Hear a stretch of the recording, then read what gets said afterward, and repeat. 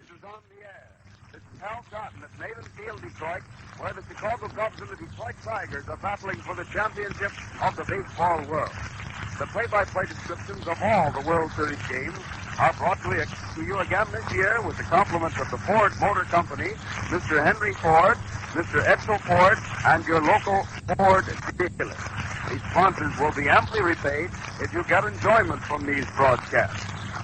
We're about to go into the sixth and a very vital game in this World Series, and sitting out here since early this morning, wandering through the stands, and then coming back to his typewriter, has been that commentator who has greeted you at the start of our broadcast each day during this series. And again, I take great pleasure in presenting Goose Goslin. Hello, everyone. Goose Goslin speaking. And here we are, back again at Maiden Field, Detroit. With perhaps a little skinnier, the digestion just a little off, and a little quieter, as it were. But the crowd is confident that the Tigers will bring to Detroit its first World Series ball championship since 1887. And that's a long, long time, ladies and gentlemen. A very long time.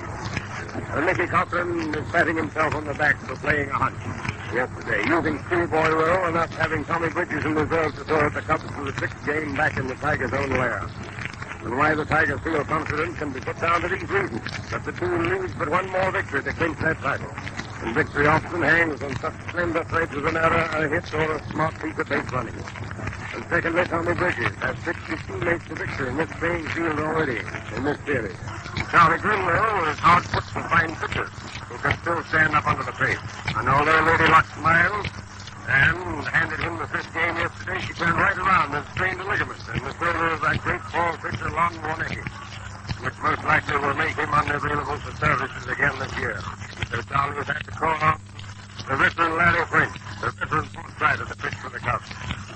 Bridges has had 3 days left, and Larry's had only 2. And then, of course, the Tigers, as we said, are back in their own home lot. And the left field fence is short, even though it is guarded by a 30-foot wire fence, too. On the other hand, the Cubs go into the sixth game with the realization that the $100,000 beauty, Chuck Stein, and French during that 21-game drive which netted the Cubs the pennant of the senior league because he wasn't hitting, is out now of his slump, and he's snapping the horse side with all his old-time vigor. Because when Stein hit, he hit.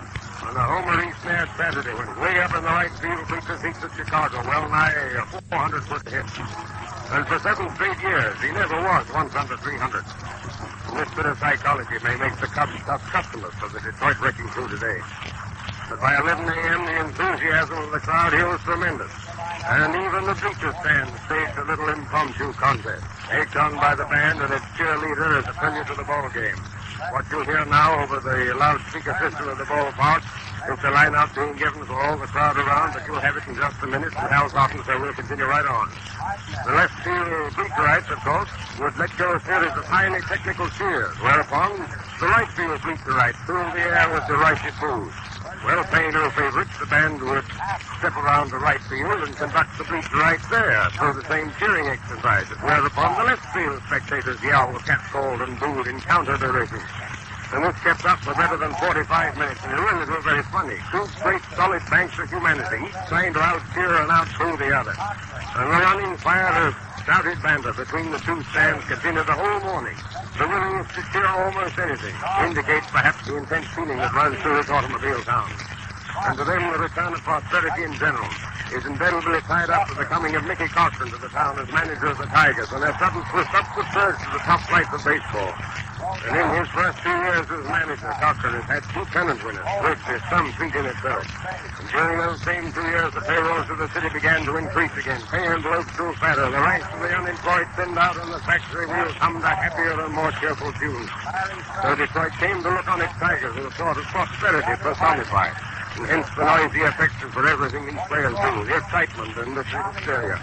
And if the Tigers, who, by the way, got that nickname back in 1898, when the teams of those days appeared on the field with orange and black striped stockings, if the Tigers played today's game, this town will certainly probably go as cuckoo as it did on Armistice night. For those who remember that, agree that was one quite pitch blowout. But incidentally, thereby hangs a little interesting tale. At these games this year, the crowds are no more interesting figure than the 72-year-old veteran of baseball, Bob Allen, who owns the Knoxville franchise of the Southern League, but who managed the Tigers way back in 1897. Bob, it was the sold Charlie Grimm, the Cubs manager of Pittsburgh, for $4,500, and the Pirates traded this then youngster, Frank, or rather this young youngster, Grimm, to the Cubs. But once, Bob Allen and John Navin of Little Frank, and the owner of the present field, could have bought the Detroit franchise years ago for $12,500. But they actually turned it down. And now they took it and lost money. But that was before Detroit was the automobile center of the nation. Now you just got to listen to the roars from 45,000 folks below us to realize how time changed as the years slipped by.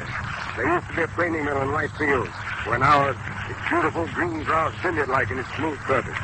And before that, the place had been a brickyard. And Bob Allen tells me every so often in later years, bricks used to work up through the surface of the ground. And the umpires were then called time while the players went digging and picked them out and tossed them off the field. Such is the plebeian yet warm history of Navin Field, too. And by the way, the medal and the winners will cut between themselves as though another day's do it. If Detroit wins, each man will walk home tonight with $6,831 as his share of the series cash receipt. If the Cubs suddenly accomplish the seeming impossible and tie up the series and maybe win tomorrow, they'll each get $6,574. The difference in the amount being accounted for the fact that the Tigers cut their melon 25.5 times and the Cubs 26.5. But the South losers, if they beat Tigers, will get $4,554 as against $4,382 for the Cubs. And so that good old $2,000 bacon we spoke of yesterday, the rough difference between winners and losers, still dangles temptingly before the players. And at 11:45, quarter to 12, the Tiger team double out onto the field from their dugout opposite third base. And the crowd in the bleacher seats, a crowd that reminds one not of baseball but of football with its excitement and its color, stood up all net. There's one man and chirped fully a minute. It was a great welcome to the homecoming team. And I see there that the umpires are gathering around the plate, so the best thing for me to do is to turn the broadcast back to Hal Totten, who's got the lineup for you. Take it away, Hal. Thank you, Bob. And we do have the lineups for today's ball game. So if you want to take them down, I know many of you people keep your scores. Here we go. There's a change in the Detroit lineup, so note it carefully. For the Tigers, Clifton, third baseman, is leading off. Clifton, third base. Cochrane, catch. Gehringer, second base. Goslin, left field. Fox, right field. Walker, center field.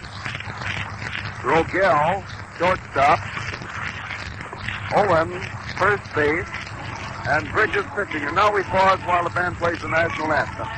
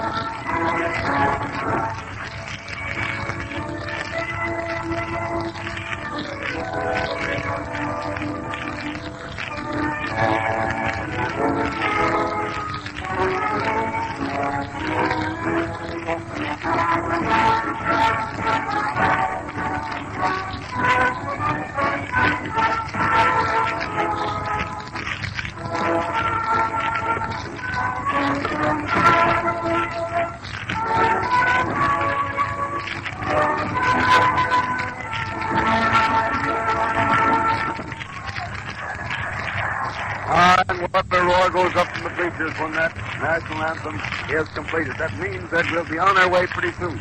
We finished that Detroit lineup. Here is the Chicago lineup. Chicago, of course, bats first, and perhaps we should have given the lineup first. Galan, left field. Herman, second base. Klein, right field. Hartnett, catching. Demery, center field. Cavaretta, first base. Hack, third base. Jurgis, shortstop. And Frank, the pitcher. The umpires, Ernie Quigley of the National League behind the plate. Bill McGowan of the American League at first base. Dolly Stark of the National League at second base. And George Moriarty of the American League at third base. Just the opposite of yesterday's reception when the umpires were announced today here in Detroit. The announcement of Moriarty at third brought great cheers instead of the kidding that George got from the Chicago stands. But that is a different slant on things. And George is a former star and manager here in Tigerland. There's been a photographer out there in the field taking a panoramic picture of this whole scene. He had the camera on a high tripod right out back at second base, and they, as they say technically, pan the park all the way around to get the entire crowd. And those pictures will be something that will go down in history as a picture of one of the greatest crowds of the World Series. Every seat occupied, every inch of standing room that can be used. And here come the Tigers out on the field, on the run, with the crowd giving them a great cheer. And the energetic and ambitious young Mr. Clifton, who has played great ball at third base, and in addition has hit many balls hard, although they haven't gone safe, is leading off. And they figure that he'll do better up there, especially against the left-handed pitching of Larry Frank. Good afternoon, everybody, and we're just about ready to start this sixth game. Tommy Bridges out there tossing a few to Mickey Cochrane, while the leadoff man from Chicago Cubs, Augie Gillan, standing there leaning on his bat just outside the left-hand batter's box. The weather today is the best we've had for all the games so far. The mild wind blowing in from center field, not bad. The sun is out, and I believe we have the largest crowd here also. Those bleachers were filled up long, long ago. Tommy has taken the ball from Gehringer after Mike gave the long throw to second. Scraping the dirt off the rubber, he's out trying to win his second game of the series. And, of course, the Cubs want to carry this on until tomorrow if possible. The windup starts when the first pitch is over the heart of the plate for a called strike, bringing forth a lot of cheers from the local gentry. One strike is the count on Gillan. Tommy starts his windup again. Here comes the pitch. Curves one inside for a ball. Augie dancing away from the plate, and the count is 1-1.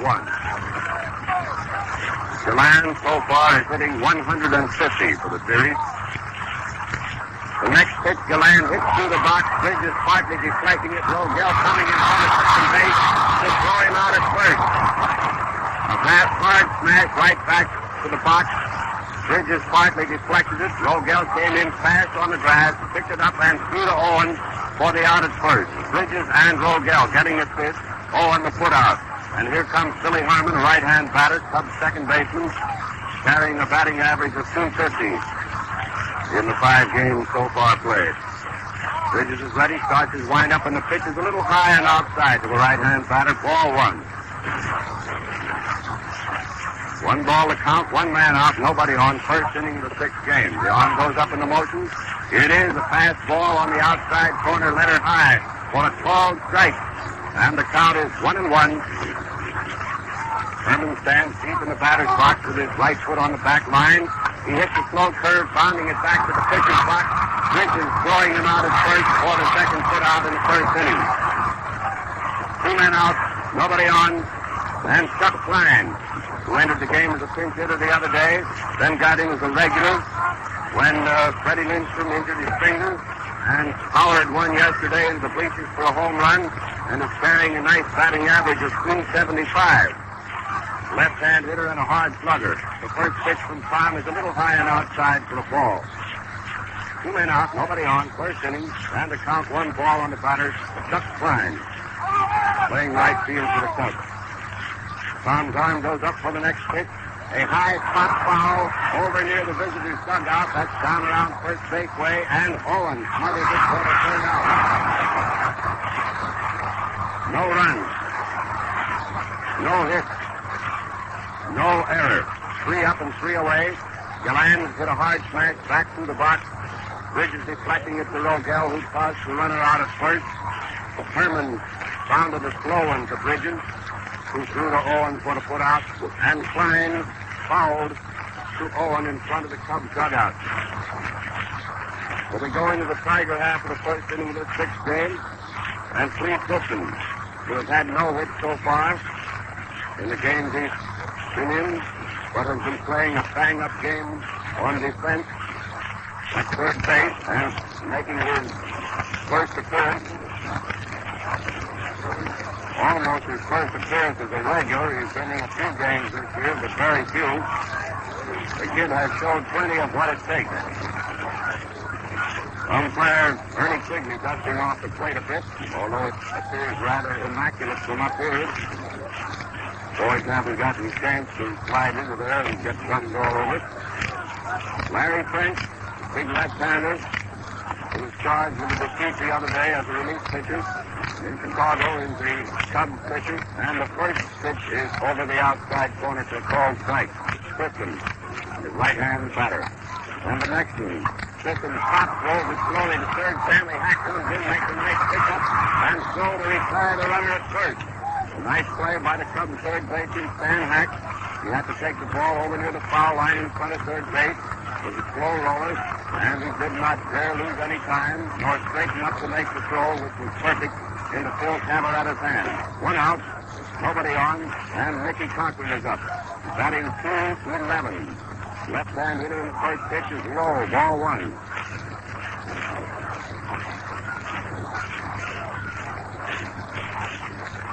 One ball to count. The arm comes up for the next one. That's right through the middle. Fell high. So it's called strike.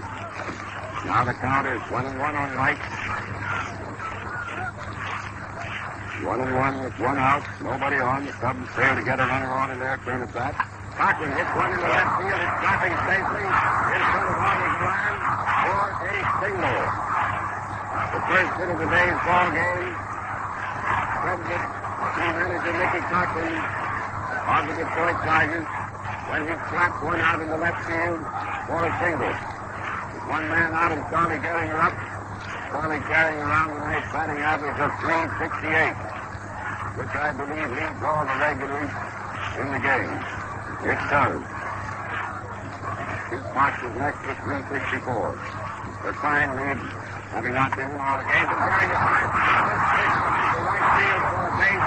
Cochrane is pointing. Now he's coming back to second and is going to try for third. Decided to stop. Then, when Klein momentarily fumbled, he made another break for third. But Del Baker's coach saw that Klein had already recovered the ball and waved Mike back to second. Runners on second and first. One man out, and Goose Goslin, batting .284, is up. Had Cochrane anticipated that Klein would fumble momentarily, he could have easily made third. However, had he started after his pull-up at second, he would undoubtedly have been thrown out. But Chuck didn't take any time to recover. The first pitch to Goose, a fastball over the outside corner for a called strike. 2 men on, 1 man out, and 1 strike on Goslin, left-hand batter. French is ready. Here's the pitch. And Goslin pops one, and here's a little looper to Billy Jurgis, the Cubs shortstop. 2 men out. Cochrane on second, Gehringer on first, and Stu Fox, who is batting .364, is up.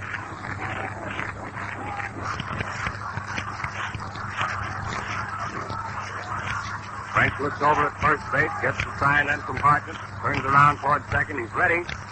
Fox fouled one in the dirt. There's a handle ball right in close to his thumb. The curve breaking into him.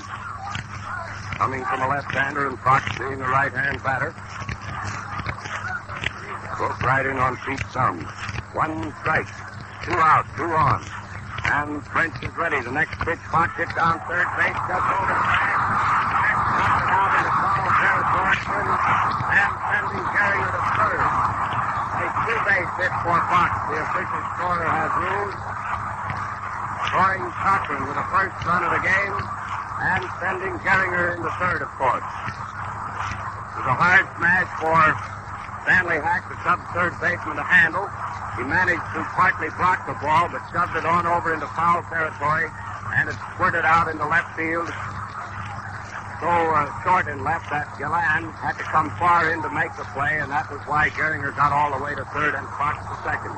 Now we have Jerry Walker being given an intentional pass. Ball 1, ball 2, ball 3. Ball 4. G. Walker received an intentional pass to fill the bases with 2 men out and bring up Bill Rogel, who is hitting .250.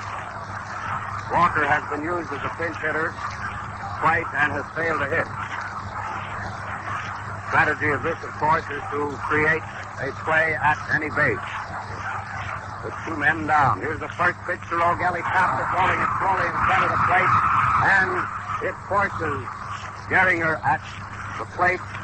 On French's toss to Gabby Hartnett, the catcher.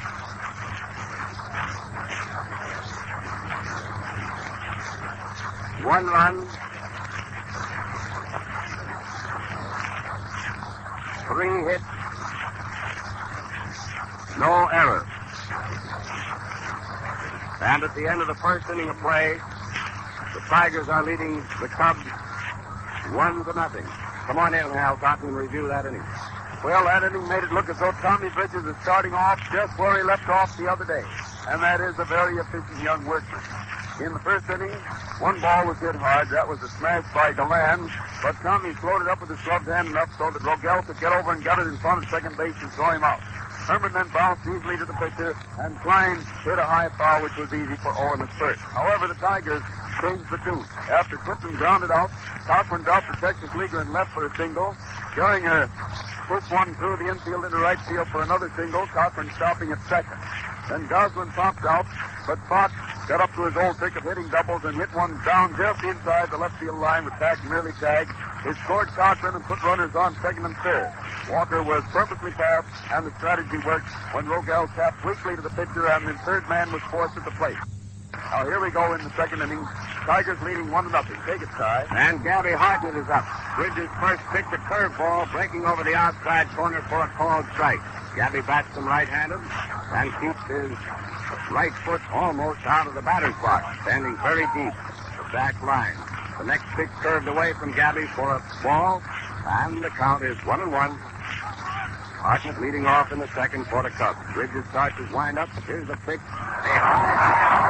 Gabby swinging and missing. A swinging strike, and the count is 2 strikes and 1 ball. Bridges was plenty fast with that pitch. Gabby has stepped out of the batter's box, resting up a little bit after that swing. He sure took off on that one. Now he's back in again, and Bridges blowing on his left hand, getting a little moisture on that hand to grip the ball a little better. He starts his windup. Here it comes. Fast one. A third strike. And if anything is in that person, right across the letter, they call third strike.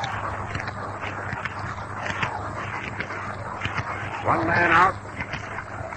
And Frankie Demery is up. Demery batting 300 so far in the game already played. That's the right-handed also. And Bridges starts his windup. His third is outside. Ball 1. 1 ball is the count. 1 man out. Nobody on in the second inning. The Tigers leading 1-0. The next pitch is fouled back. It was a fastball. Frank was a bit under it. And Fox netting. Strike 1. Makes the count 1-1. Tom takes a little time before delivering this new ball. He's got it in shape now. Throws the rubber. There's the wind-up motion. Here's the pitch.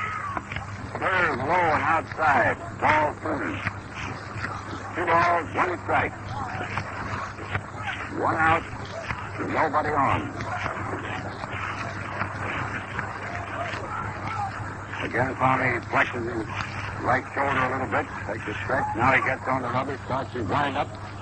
It's coming in, and it's a slow curve, a little high, ball 3. Long was trying to break that one down across the batter's shoulder, but it failed to sink, and the count is 3-1. Now we'll see what this one is. A high one which he hits high into the air in right field. Pink Fox is ambling under it and has it. And Demery is retired on a fly to Fox in right field for the second put out of the second inning. 2 men away, and still Cavaletta is up. Cavaletta is hitting 100. Still with witness until the 4th game, I believe it was, wouldn't tell. Then got 2. Got 2 in that game. Left-hand batter has been playing a 12 game at first base on defensive play. Bridges just lobbed up a slow curve for a called strike. The count is 1 strike on Phil. Tommy starts his wind-up for the next pitch. High and inside. Ball 1. Cavaletta leading away from that fireball. And the count is 1-1. 2 out, and nobody on in the second. There's the motion. Here's the pitch. Cavaretta hitting down, pass on. Down that right field line. He's going around first. Fox is momentarily fumbled. The ball is coming into second. And Cavaretta is on second on an error. Charge. A hit and an error, was it? A hit and an error. Charge to Fox. Single for Cavaretta. Fox charged with the error in failing to pick up the hit in time to hold still to first base. The tying runner's on second. 2 men are out. And Stanley Hack, batsman left-handed, plays third base for the Cubs and is hitting 167 so far. Takes the first pitch for a called strike.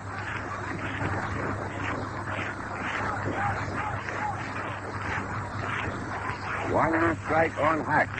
Tommy's ready. Here's the pitch. Hack grounding it slow into Gehringer at second. Charlie has it. The throw is in Owen's hand. And Hack is retired at first. Gehringer to Owen. Second to first. Leaving Cavaretta stranded on second. No run, 1 hit, and 1 error. Parkett first up fan. Generally fly to Fox and right. Cavaretta singled past on and took an extra base when Fox fumbled the hit. Hack entered the Cubs half of the second, rounding out Gehringer to Owen. All right, we're ready to go to the Tiger half of the second with Marvin Owen still looking for his first hit in the series, leading off for the Tigers. Marvin's been tightened up and lunged, and we'll see if he comes out of it today. The first pitch, a call strike right through the middle. Bell-drive pitch that looks to be a Cindy from here. Letter high for the second called strike. He has Owen in a hole, 2-0. 2-0. And here's the next pitch, way outside for a ball. Thinking Marv might go for that bad one. He can afford to waste a couple yet. With a count, 2 strikes and 1 ball. And strike out swinging. French broke a serve in there on the inside corner. This brings up Tommy Bridges, who is hitting 250.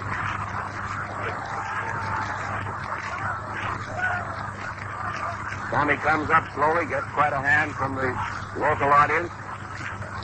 Tom is a great favorite here in Detroit, and pretty well liked, I believe, all around the circuit. French is using a nice quick breaking serve and slips that one over for a called strike. 1 strike on Bridges, 1 man out, nobody on. Tom started to swing at that one, but I believe umpire Ernie Quigley will rule that he pulled his swing in time to keep from being charged with a strike. That is the ruling. It's a ball outside. Tom was going to go for it, figuring it was a curve coming in. Decided it was a fast ball.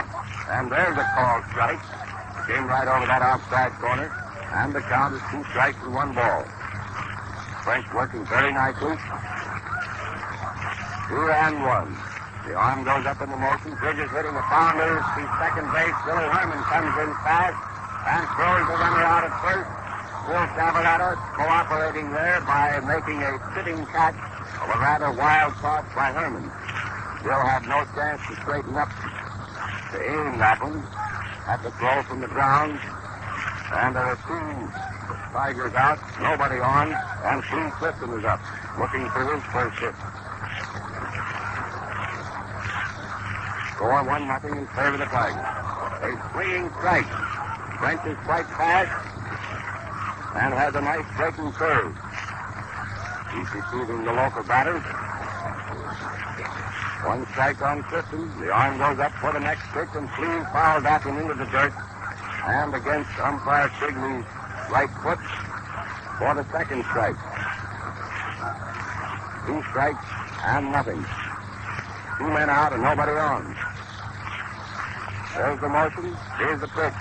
Clifton waving at one that was outside for the 3rd strike. And French had no difficulty in retiring the Tigers in order in that inning. No runs, no hits, no errors. He took personal charge of Owen and Clifton to retire them 1 strike and charged Bridges to hit a slow bounder to Billy Herman at second. So the score at the end of the second inning of play is 1-0 in favor of Detroit. The Tigers have made 3 hits, and the Cubs run and take it away, Hal Barton. Within a few days after the World Series, the new Ford for 1936 will be introduced and will be on display at Ford dealers everywhere. Yes, both pitchers seem to settle down to the real groove in the second inning of this ball game. Cubs broke the ice with their first hit in the first half of the second one with 2 outs. Cabrera hit one down the first base line. It was a little bit too hot for Owen to get to, and he went on to second base when Fox fumbled it. However, Hack was an easy out on a bounder to Gehringer to end the inning, and the Cubs had their first hit, but no run. One out in order in their half, 2 of the 3 men striking out, and Cabrera making a good play on Herman's rather hasty and wide throw to get Bridges in between the 2 strikeouts. And so the score is 1-0 in favor of Detroit going into the third inning. Cubs at bat and come inside. And we have Billy Gehringer, Cubs shortstop, up, carrying a batting average of 250 so far in the 5 games played. Bats him right-handed. Bridges looks him over, starts his wind-up motion. Here's the pitch. It's a fastball missing the outside corner. Ball 1. Tommy throws on his pitching hand again. And we start his wind-up motion. And here's a fast one outside. A little high also. Ball 2. 2-0. 2-0 on Gehringer, opening the third inning of play. There's the motion. That one cut the corner for a called strike. Ball 5. 2 balls and 1 strike. Gehringer's leading off in the third. Tommy goes in the motion. And there's a hit, a line single over second in the center field by Bill Gehringer. Cubs shortstop, the second Chicago hit. And he hits that one 20. No chance for anyone to get in front of that one. This brings up Larry French, the pitcher, who, as we told you in Chicago, throws them left-handed and bats right-handed. Runner on first and nobody out. We'll see what the Cubs play for, sacrifice or hitting it out. It's a sacrifice, evidently, because French shortened up, tried to bunch at him, missed it, and it's strike 1. 1 strike on French. Gehringer's on first. Nobody out. Third inning. Tigers leading 1-0. He laid that one down foul. Strike 2. We have to wait for umpire signal. As Cochrane was standing about halfway out in front of the plate there with this bounder. Although it looked from here that it's hit in foul territory, that's as the play was called. That's 2 strikes on Larry French. 2-0. Nobody out. Gehringer's on first. Bridges is ready. And French took one, looked at it outside. Ball 1. We'll see whether he goes through with the third bunt or swings for the next one. Count is 2 strikes and nothing. 2 strikes and 1 ball, rather. He swings and fouls it into the dirt. And the count is unchanged. 3-1.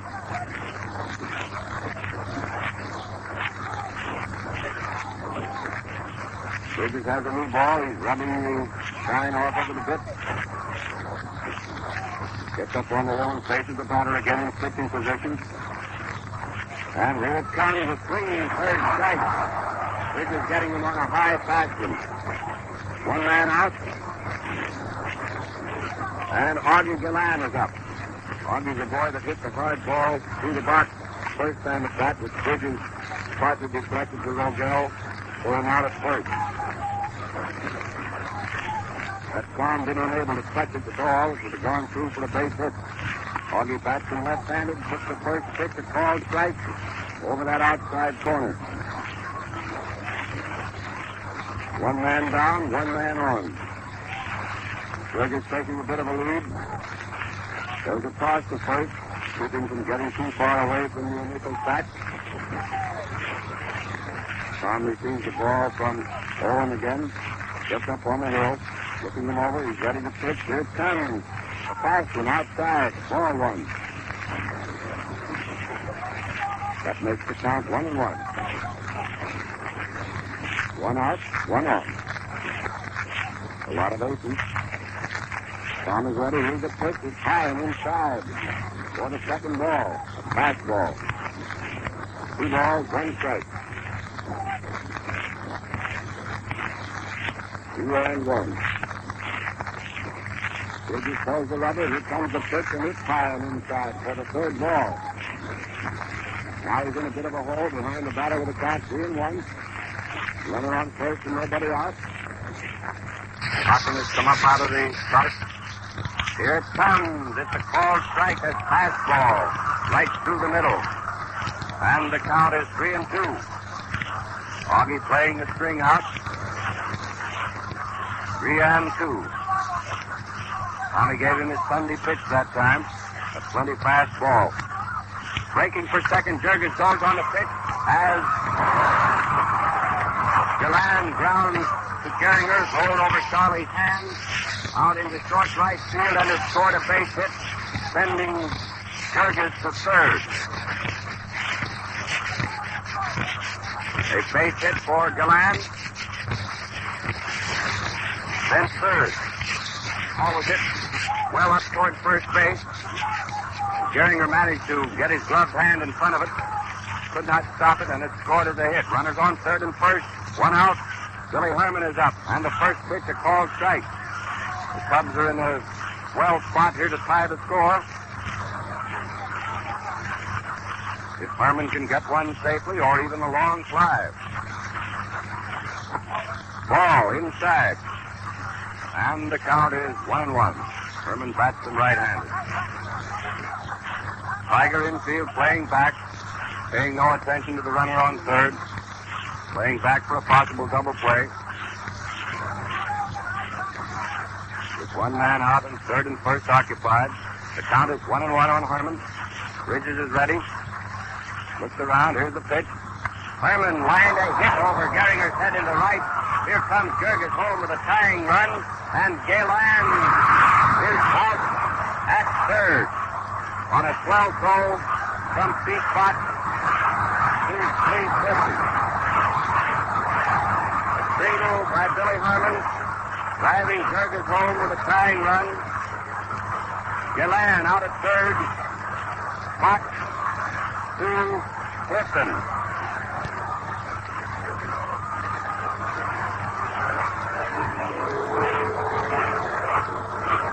Cut line is up.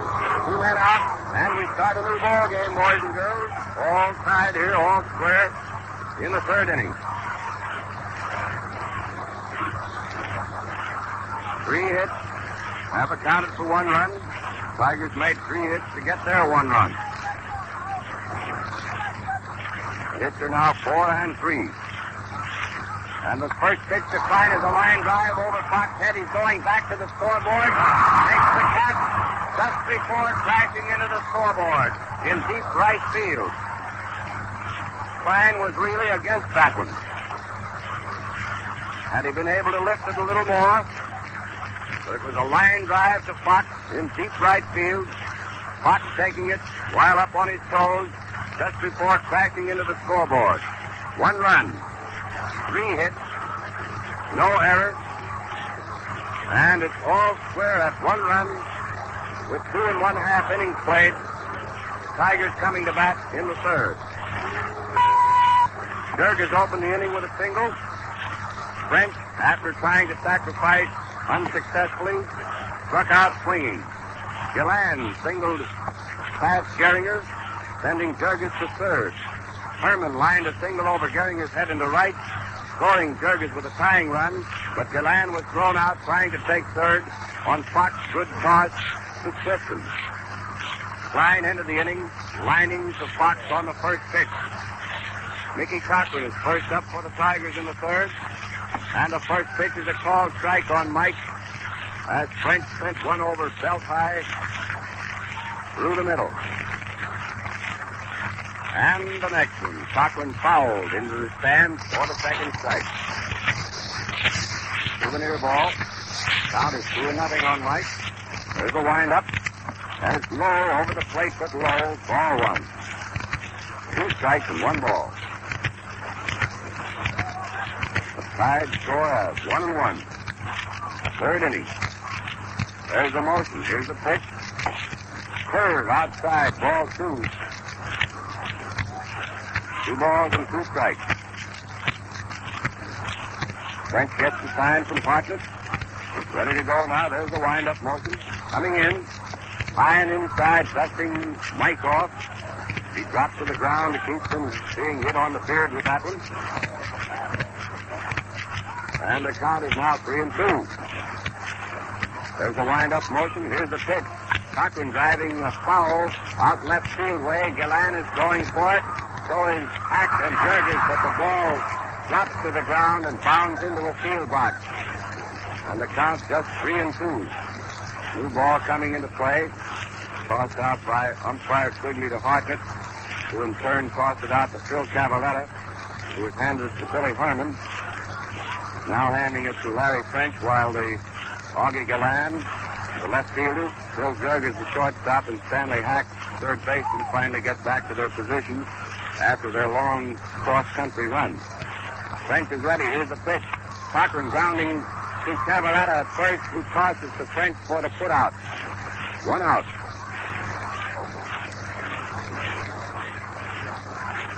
And Charlie Gehringer up. Gehringer also singled in the 1st inning. Nobody on, 1 man out in the 3rd. Score tied at 1 run. French is ready, starts his windup. Here's the pitch. On the inside corner, a fastball for a called strike.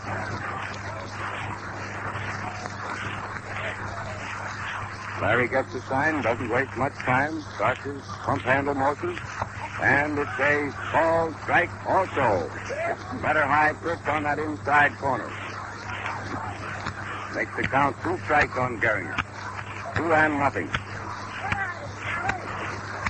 French is pitching with good control. Broke the curve way outside that time. Ball 1. Which would be expected. He wouldn't lay a good one in there. So the count 2 strikes and 1 ball. The arm goes up for the next pitch. Gehringer dropped one in the short left field. Galland is coming fast for it.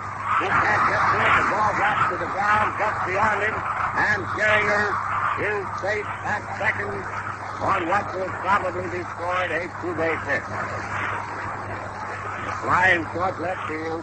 It's a 2-base hit for Gehringer. Galland came fast for it, couldn't get up to it, and the ball dropped dead at his feet. Charlie legged it around first and easily beat the throw to second. So we have Gehringer on second, 1 man out, and Goose Goslin, who pots to Bill Gehringer the first time at bat, now up. Goslin goes back in a long foul out into the stands in right field, strike 1. He pulled that one too much, and it curved over into the stands.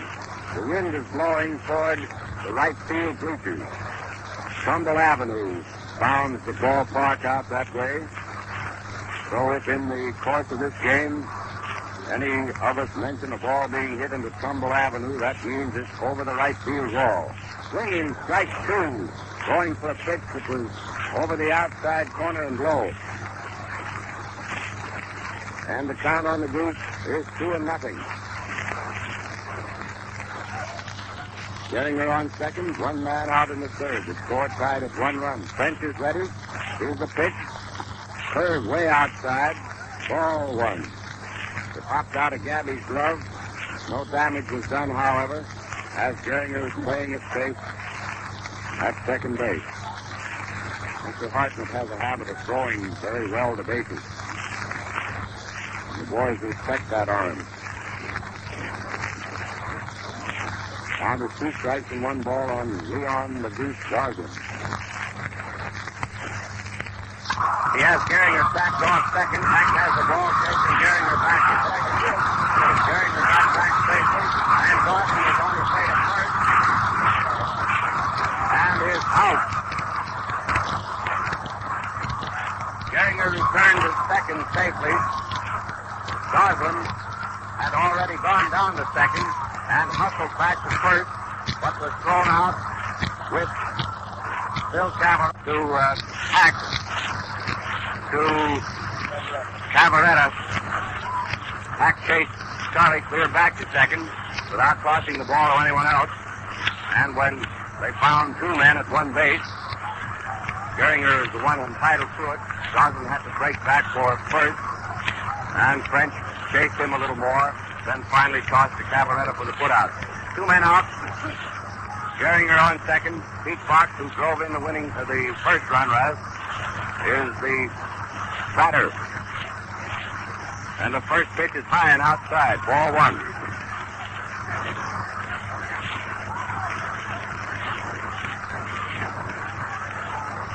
Two men away. Gehringer taking the lead off second. French is ready. Here's the pitch. Fox drove that one to left field. Augie Galland spreading his arms to wave Frank Emery away, makes the catch, ending the third inning. No runs, one hit, no errors, and the score at the end of 3 innings of play is all square at 1 run. Come on in, Hal Cotton. Well, that third inning began to reflect the rather hysterical air of these two teams out here today. The Tigers within reach of their first World Championship, and the Cubs leading the game to stay in the run. Cubs tried to score in the third inning when Jurgis opened with a single.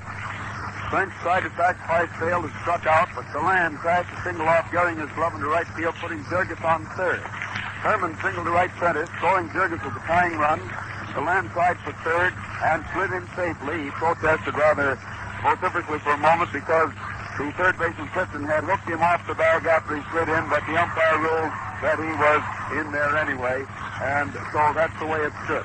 And then Klein pickled the first one to right field corner, but Fox went back nicely to get it to the third out. That made it 1 run, 3 hits, and 1 left. The Tiger half, they threatened again after Cochrane grounded out. Gehringer dropped the Texas League double and left, but he was got back to second safely on Goslin's tap, but Goslin was out trying to get back to first, and then Fox flied out for the third out. And the score is still a tie, 1-1, going into the fourth inning. Cubs at bat, and here we go. And Gabby Hartnett is up. Bridges is ready. The first pitch to Gabby is a called strike. Tommy fanned him the first time up and laid that one right through belt high for a called strike. Bridges starts his wind-up again. Here comes the pitch. It's a fastball over the outside corner for the second called strike. 2-0. Gabby stepping out of the batter's box and looking at the plate. Now he's back in again. Count 2-0. Tommy starts his wind-up motion. He hits that one plenty right through the box and over second for a single into center field. Tommy tried to sneak that third strike over after having him 2-0. Gabby was not to be fooled and hit that one right through the box and over second for a single. The fifth hit rather off Bridges so far, while the Tigers have made 4 off French. Frank Emery is up. Frank flied to Pete Fox in right field the first time up with a right-hand batter. They're swinging, strike one. Runner on first and nobody out. Score tied at 1 run. It's a battle.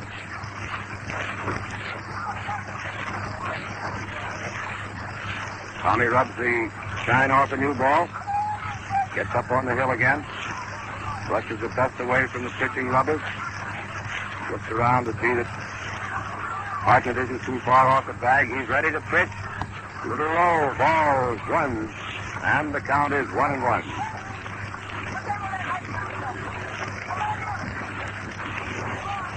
One and one. Tom is ready. A slow bounder foul along third baseline for the second strike, making the count 2 strikes and 1 ball.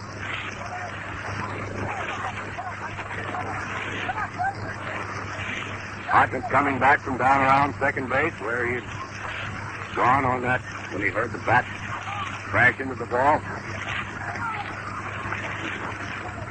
Tommy's back at first, looking at Tommy. Tommy's looking over at him. He's on the rubber now, ready to pitch. Here it comes. Another foul along third baseline, going on over to the Tigers' dugout. Bridges pitching it in close to his hands, and he's stopping the pitches. 2 strikes and 1 ball. Nobody out.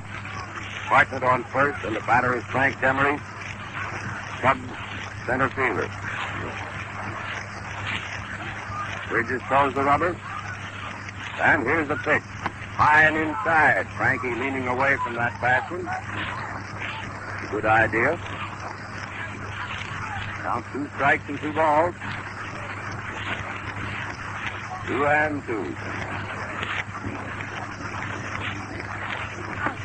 Strike 3 calls. Bridges cutting the outside corner with a letter high pitch. 1 out. Partnered on first. And still Cavaretta is up. Kid helped himself to his 3rd hit of the series. The first time at bat today, when he slapped one down first baseline. With Owen waved that as it went past, and then Fox fumbled, giving him an extra base. The left-hand batter and swinging, strike 1. Bill took plenty cut at that one. He went around. Like the horse with the lavender eyes on the merry-go-round. Bridges is on the rubber again.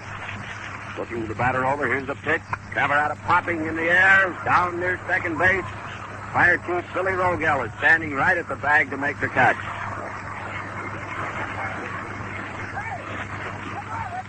Two men out, and Stanley Hack is up. Hack grounded to Gehringer to end the 2nd inning. Hartnett is still on first.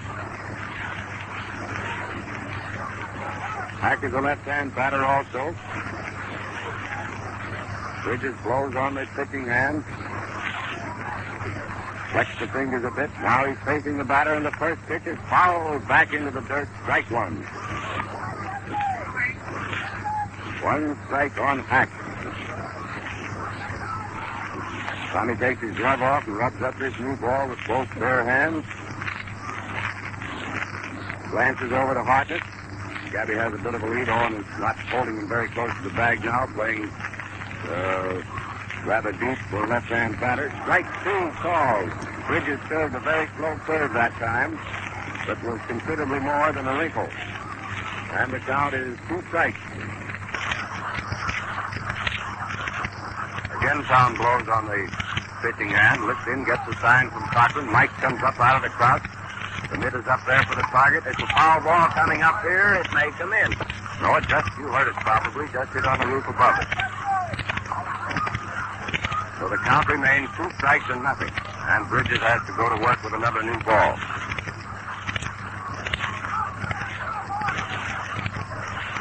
Two and nothing. 2 men out. Hartnett on first. Bridges throws the rubber. He's in pitching position.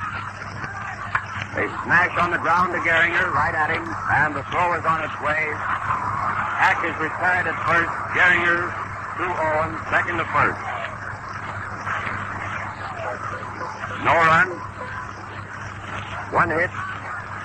No error. Hartnett opened the inning with a clean single to center field and languished on first while Demery struck out. Cavaretta popped to Rogel, and Hack grounded to Gehringer. Score remains tied at 1 run with 3 1/2 innings played. And the Tigers come to bat in the 4th with G. Walker, Billy Rogel, and Marvin Owen, the first 3 hitters. But before they get up there, we pause for station identification. WMAQ, the Chicago Daily News Station.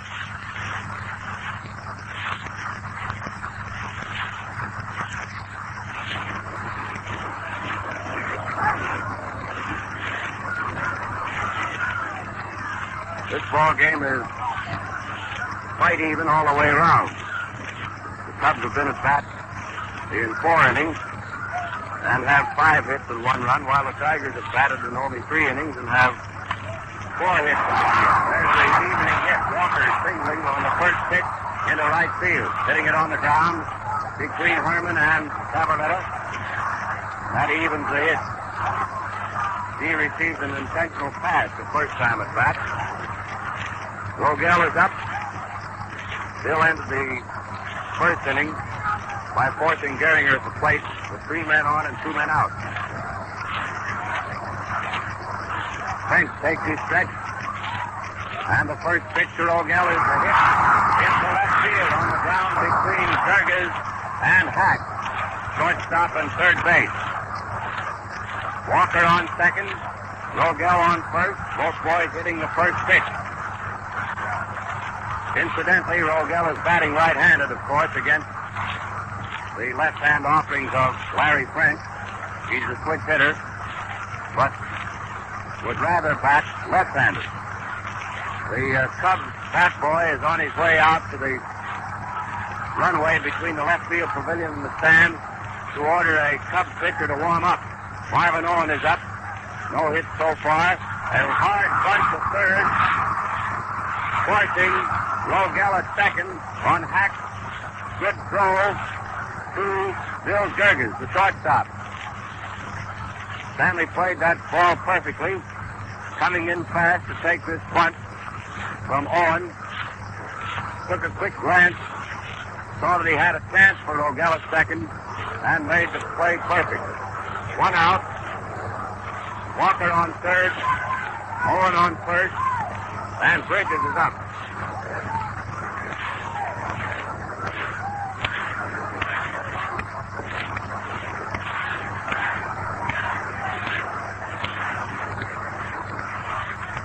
Tommy is up there. He grounded to second base the first time at bat. Slow roller. Swinging strike on a low breaking curve on the inside corner. French had plenty on that.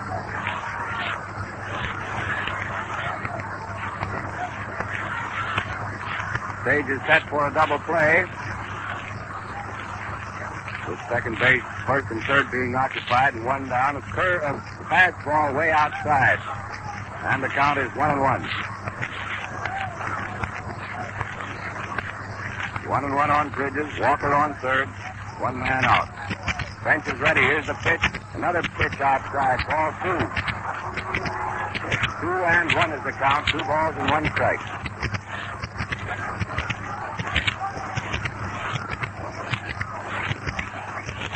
French gets the sign from Hartnett. Straightens up. Takes his stretch. He's ready to go. Here's the pitch. Bridges hit one on the ground. It looks like a double play ball. Third. Second. First, cut by fast running Bridges beats Herman's relay to Cavaretta and is safe on a fielder's choice. Owen is forced at second. Back to Herman. Walker scoring. And with fast running, Bridges beats Herman's relay to Cavaretta and is on first on the fielder's choice. Only one man out. Owen forced at second. Third to second. Back to Herman.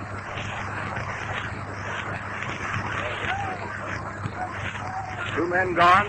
Bridges on first. Clifton is up. The pitch is low and outside to a right-hand batter. Ball 1.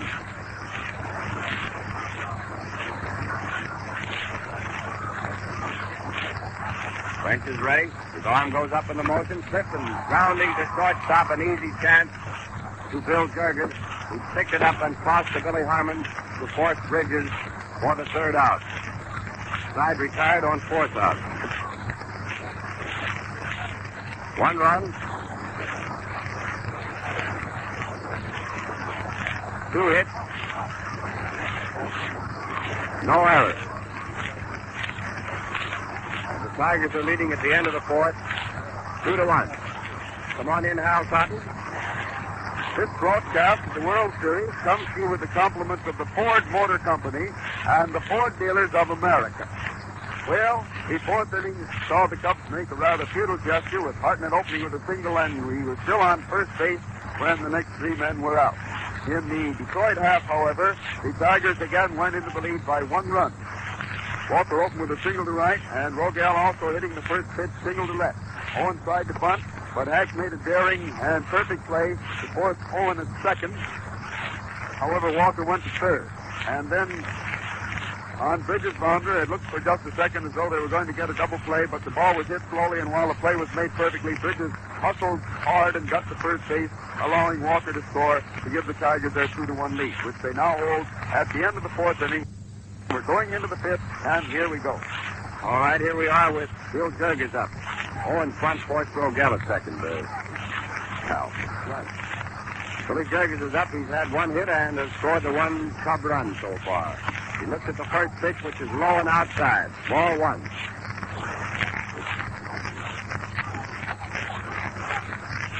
One ball is the count. Berg is the batter, leading off in the 5th inning. He hits that one plenty high into right field. Fox is waiting for it out there, shielding his eyes from the sun with his glove. He has it. One out. And French is up. Larry fanned the first time at bat after trying twice unsuccessfully to punt to advance Jurgens around. One man gone. Larry is trying both ends of the bat on the plate to see the solid wood he's got up there. Bridges starts his wind-up, and the first pitch is a curved ball over that outside corner for a called strike. Ball came up there and then shot right over the corner. Tom goes into motion again, coming in. Fastball outside, ball one, and the count is 1-1. One out, nobody on.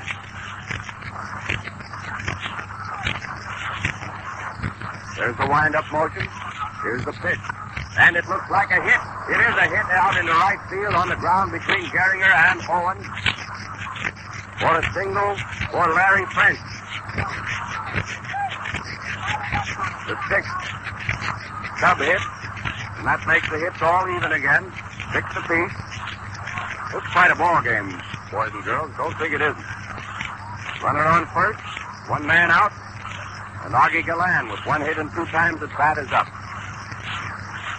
Hits him from the left side, and the pitch is low and inside to a left-hand batter. Ball one. Tommy nods his head. He's satisfied with what Mike is calling for him to pitch. And here it is. It's a fast inside ball. Ball 2. Gallan dropping to the dirt. Keeps from taking one in the ribs. And the count is 2-0. There's the stretch, pitching from the shoulder with a runner on base. Strike called. He got the inside corner with a knee-high pitch that time, although Augie does not believe the pitch was where umpire Quigley saw it. And, of course, he's giving the umpire a bit of an argument while the crowd does a little blasting, which the crowd is entitled to after paying the admission charge always. Foul strike back against the netting. Took a real cut at that one, and the count is 2-2. Umpire Quigley dusts off the plate, and it is spotless. 2-2. One man out. French on first, and Frenchy Gallan is the batter. Bridges is ready. Here's the pitch. He's fouled one off the end of his bat. Going over to the Tiger dugout. Manager Charlie Grimm, coaching at third, watched it roll over. Eldon Ocker receiving it. Tossing it out to umpire Moriarty, who examined it and found the ball was a little bit lopsided, having connected with the end of Gallan's bat. The count is 2-2, and Bridges pitching a new ball, which is a called third strike. Cochrane dropping it. Ball was right through the middle. Even Mike was surprised it was so straight. 2 men out. French on first, and Billy Herman with one hit and 2 times at bat is up.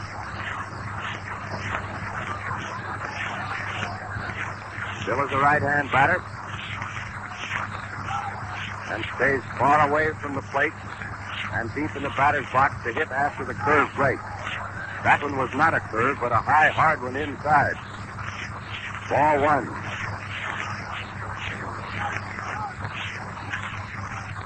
Two men out, a runner on first. Ball 1 is the count.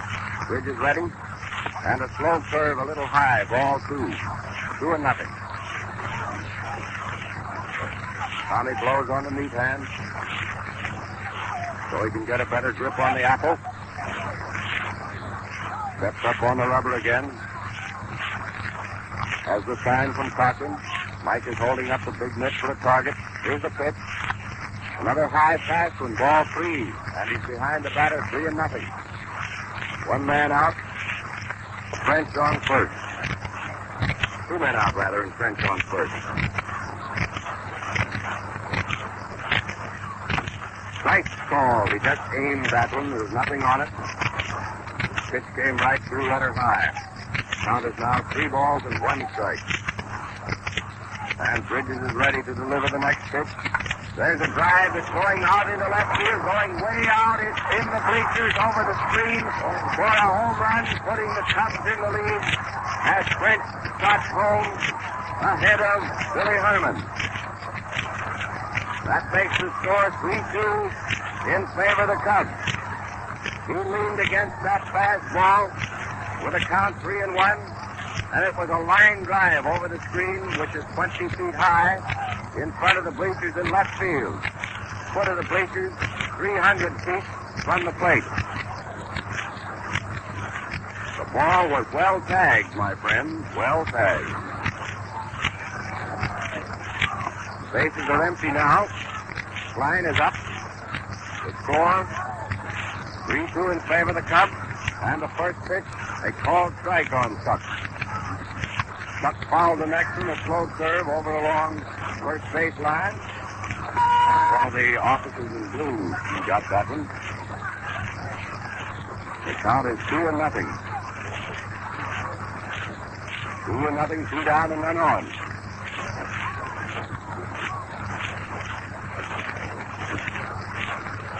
Bridges looks around, starts his wind-up motion. Here's a pitch. Klein fouled another one over the same way. Enthusiastic stockholders reaching out for that one. They should not do that. Count is 2 strikes, 2-0. Tommy starts his wind-up. Here it is. Ball hit in the dirt in front of the plate. 2 strikes and 1 ball.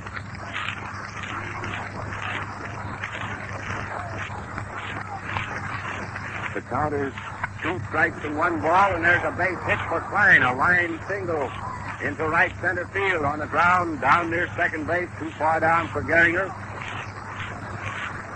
Walker throws the ball in, and Klein is on first.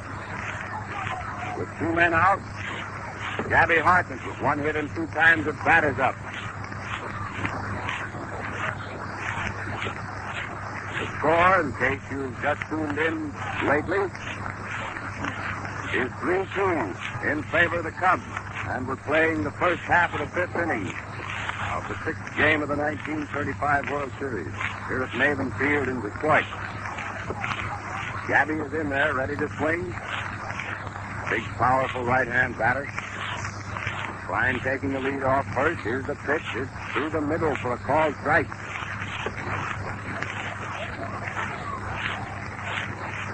One strike on Hartnett. Bridges throws the rubber, takes his stretch. Pitches a high one outside for a ball. And the count, 1-1.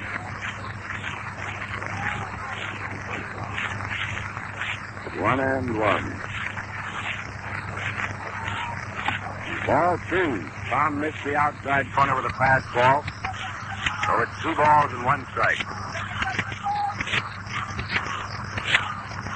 2-1. He's on the rubber in pitching position. The drive to left field. Goslin is waiting for this lazy fly and has it. 2 runs. 3 hits. No error. Sergis flied to right. French singled. Gillan struck out. Herman hit a home run in the bleachers, scoring behind French. Klein singled to center, and Hartnett flied to Goslin for the 3rd out. Take it away, Hal Sutton. The National Broadcasting Company presents a special news bulletin from the Press Radio Bureau. Geneva. The Council of the League of Nations has just adopted a report declaring that Italy has resorted to war in disregard of its government. The Council recommended that fighting stop at once. The report held Ethiopia not guilty of any act of aggression. Another bulletin from Geneva. The League of Nations has just taken the gravest step in its history. The Council has agreed to punish Italy for its invasion of Ethiopia. The 13 members unanimously bound themselves to apply economic and financial sanctions under Article 16 of the Covenant. They adopted the report of the Committee of Six, which accused Italy of resorting to war in disregard of its pledges. This bulletin is from the Press Radio Bureau. For further details, read your newspaper. And now come inside. All right, Mickey Cochrane is leading off in the Tiger half the fifth. French just pitched him a wide ball. Mike now fouled that pitch, and the count is 1-1. 1 ball and 1 strike. Cochrane has 1 hit and 2 times at bat. The score, 3-2 in favor of the Cubs. French gets a new ball. He's ready to pitch, and did pitch a beautiful curve right over the heart of the plate, knee high. Making the count 2 strikes and 1 ball. Larry is deceiving the boys with that curve. Fastball through the middle for a call strike. Mixes them up. A foul, a hook, and a fast one. And Cochrane is called out on strike. 1 out, and Gehringer up. Charlie has had a single and a double and 2 times at bat. Grounder to Herman. He's coming for it. He has it. Throw is on its way, and Gehringer is out at first. Herman to Cavaretta. Second to first. 2 down. None on. And Goslin up. Goose has gone hitless in the 2 times he's been up.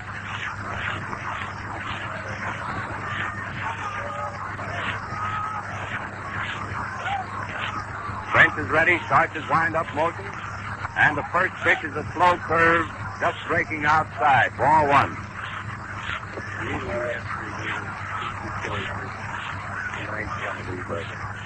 Goslin caught one right in front of the plate.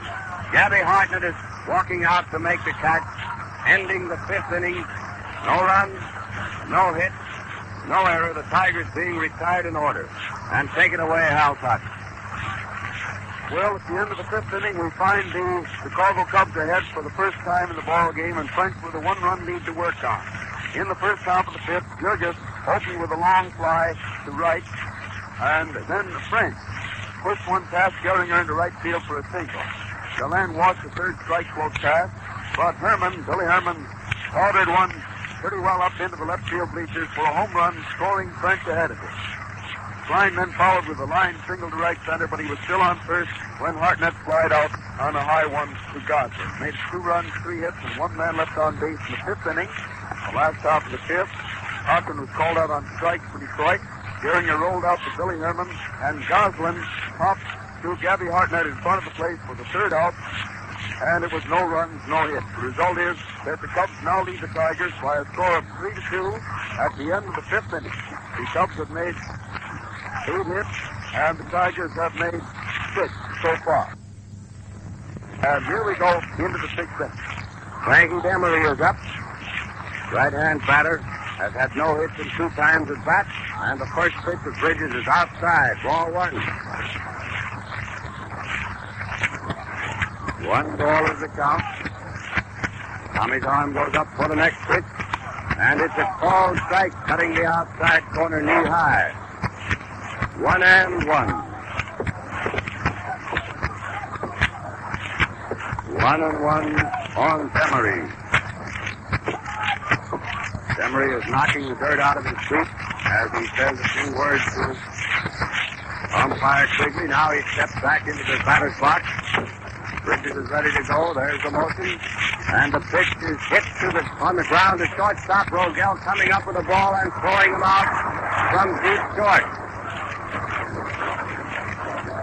1 out. Nobody on. Cavaretta is up. 1 hit in 2 times at bat. The score 3-2 in favor of the Cubs. Opening in the 6th inning. There's a wind-up motion. And Phil looked at one that broke low inside for a ball. 1 ball is the count. Bridges punches his shoulders. Takes a deep breath. Starts his wind-up. Ball 2, another low breaking curve. 2-0. 1 man out, nobody on. There's a motion and the pitch. is through the middle, a called strike. Bridges using the fastball that time after failing to get Cavaletta to go for 2 curves that broke low. Hits the fast one right through the middle, belt high. Up here in the stands, foul, strike 2. Gets it on the coping above our heads. We haven't had a typewriter nor a telegraph machine wrecked so far in the series. We do much better than that in the regular season. The count is 2-2. There's a windup with this nice new right ball, and it's fouled into the dirt off to the left of the plate. Bill hitting it on the end of his bat, and umpire Quigley is going to take a look at it. After tossing Bridges a new one, see if this ball is damaged. Evidently it's not, because the ball boy has been allowed to put it in the little cellar down here. And the count is 2-2. Tommy starts his windup with this nice new right one. Cavaletta fouling a slow curve into the dirt. Cubby, fat boy, getting that one. Kneeling there with a working batter, who happens to be Stanley Hack. And the count remains unchanged, 2-2. There's the windup for the next pitch. Fastball outside, ball 3. Ball so high, 3-2. 1 man out, nobody on. Bridges starts his windup. Here's the pitch. It's a slow ball, and it's a grounder to Gehringer at second. The throw is on its way. Cavaletta out at first. Gehringer to Owen. Second to first. 2 out. Stanley Hack is up. Stan has grounded to Gehringer both times at bat. Left-hand batter. He's shot them right down Charlie's alley. Here's the first pitch, and it's a fast one outside, ball 1.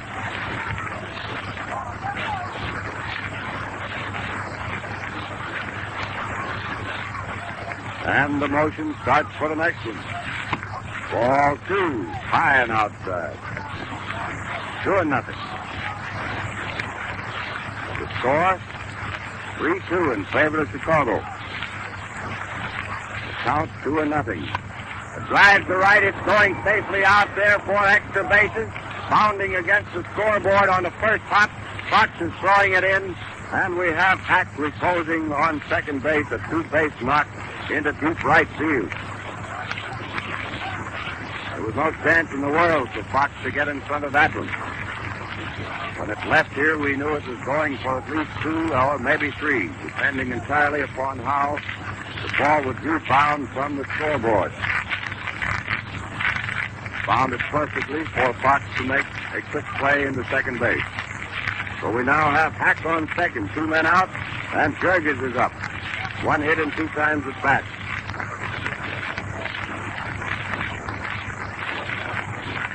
Tommy throws the rubber. He'll hit one off the handle, a bounder over third base bag.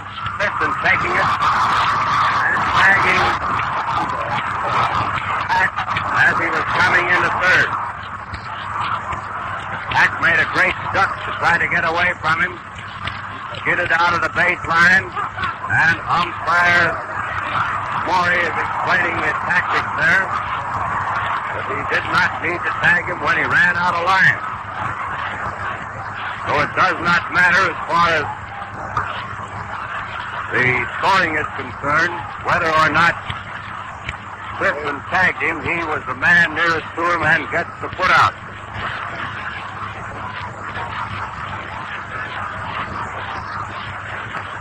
No run, 1 hit, no error. The end of 5.5 innings played. The score is 3-2 in favor of the Chicago Cubs. And we pause for station identification. This is WMAQ, the Chicago Daily News station.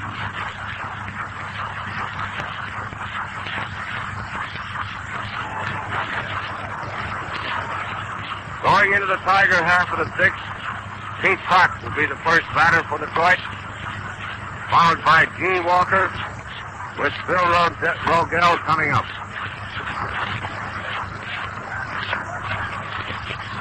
Frank is tossing a few to Hartnett. There's a long throw to second.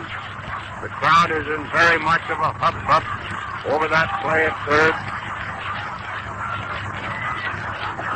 And they're still murmuring.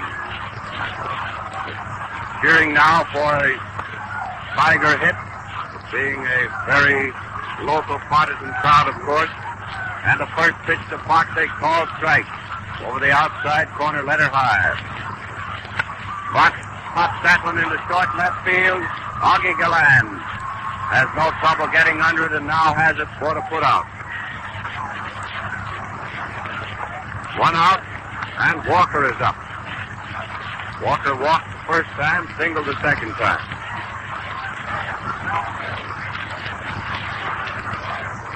One man out, nobody on.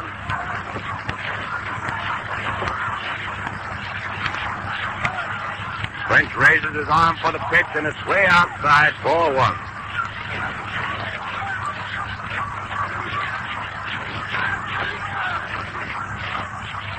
Larry gets the sign from Hartnett. The arm goes up in the motion. Walker tops one, rolling it foul along third baseline. Strike one. The count is 1-1 on G. Known around these parts as the Mississippi Rebel. French gets ready to go. His arm is up in the motion. Walker pops. The fly to the center of the diamond. Bill Jurgis is waving everyone else away and comes in right beside the pitcher's rubber to make the catch. Jurgis, the Cub shortstop. 2 out, none on. And Rogel is up.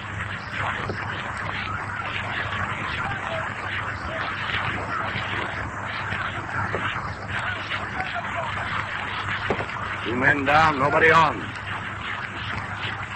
And the first pitch is driven into left field. It's going close to the foul line. It's inside, however, for a ground rule double.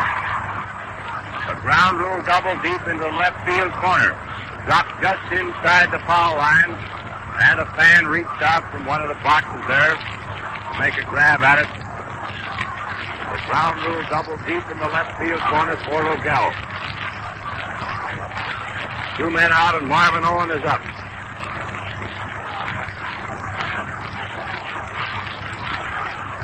Score 3-2 in favor of the Chicago Cubs.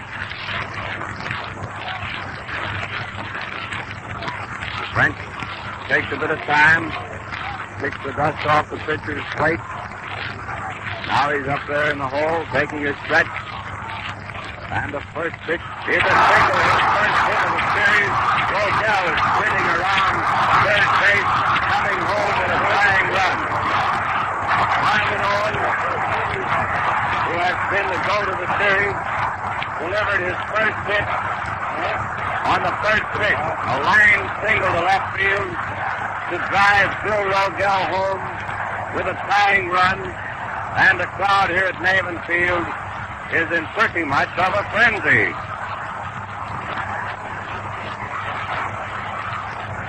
Two men are out, and Bridges is the next batter. Jurgens talking to French out there, or Billy Herman rather, talking to French out on the pitcher's mound.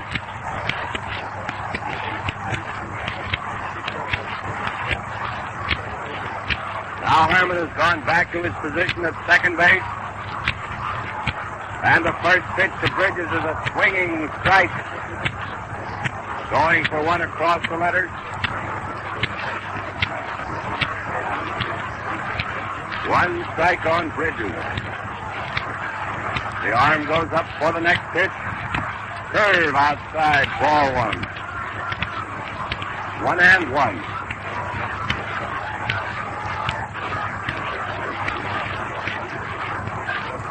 1-1 is the count on Bridges. 2 men out. Owen on first. Score tied at 3 runs. Swinging strike 2. Tommy pulled away and swung at that one. Ball missing the end of his bat.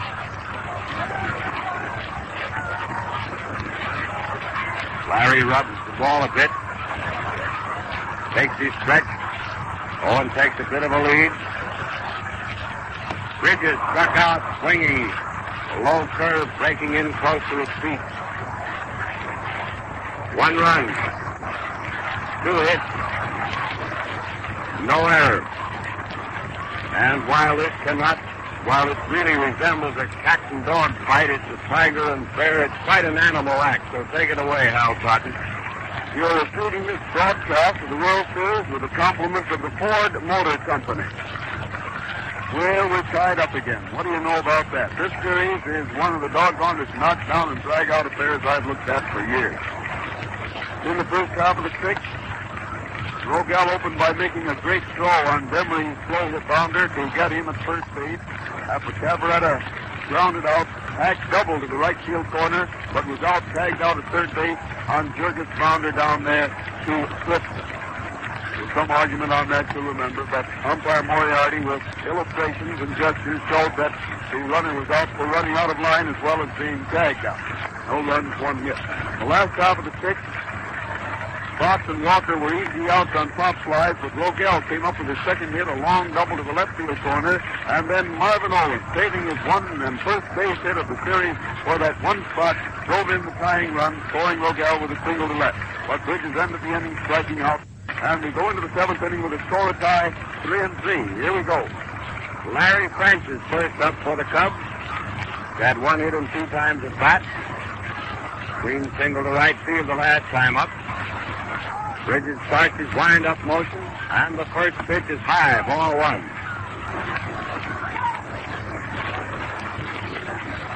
1 ball is the count. French is the batter. There's the motion for the next pitch. Way outside, ball 2. Bridges is quite wild on these first 2 pitches. Cochrane said something to him. Tommy nodded his head yes. He's blowing on his pitching hand. He's ready to go now. And Batson's in there, a called strike. Still 5. The count 2 balls, 1 strike. The arm goes up for the next pitch. Swinging, strike 2, and Larry certainly swung at that one right from the heel cleat. Count is 2-2. 2-2. There's the windup, and here's the pitch.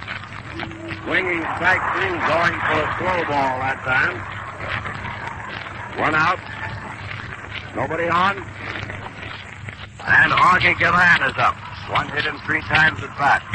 Cubs have 1 more hit than the Tigers, a total of 9 as against 8. The score is tied at 3 runs, and the Tigers have made the only error. It's really a ball game. First pitch is a called strike on Gehringer. Bridges laying it over the inside corner to a left-hand batter. And Tommy starts fast for the next windup. Slow ball bounding to first base. Owens taking it on the second hop, ramping on the track for the second put-out. 2 out, none on. And Herman, who has been doing quite well with the Willow, with a home run and a single and 3 times at bat, steps into the right-hand batter's box.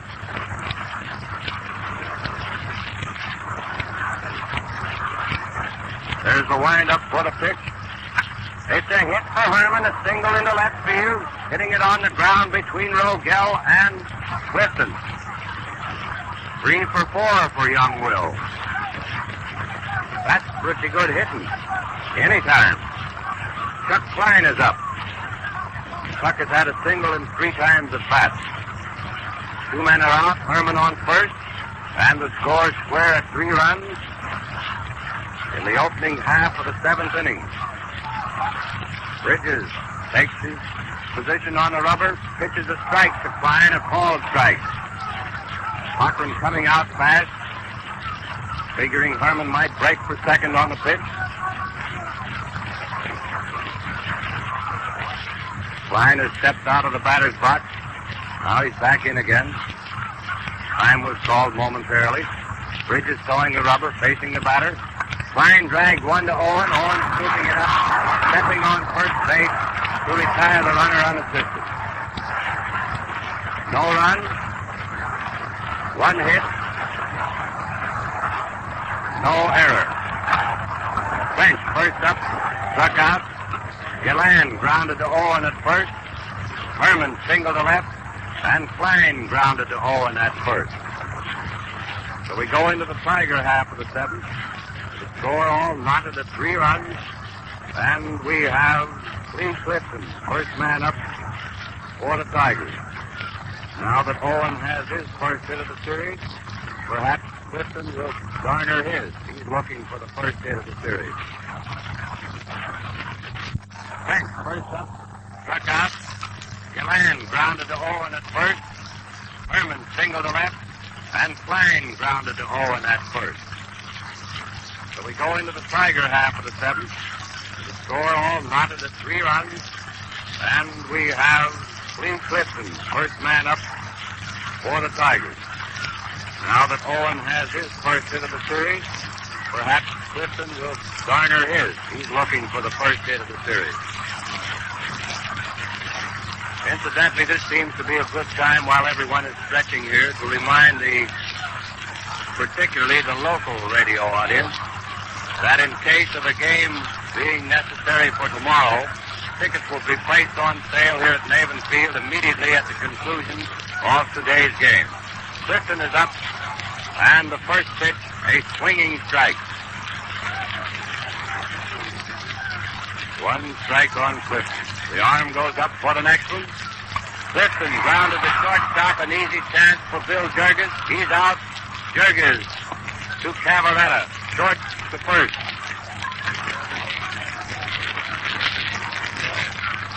One out in the seventh. Nobody on. And manager Cochrane is up. 1 hit and 3 times at bat. Low, ball 1. That one just grazed the plate.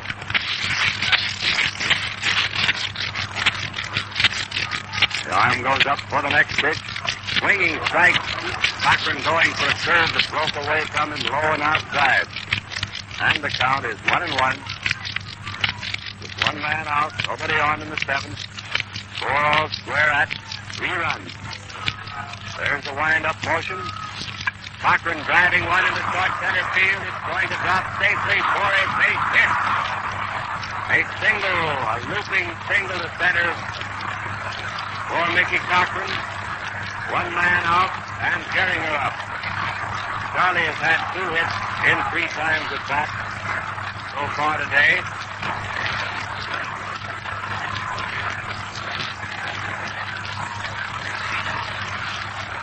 Brent takes his stretch.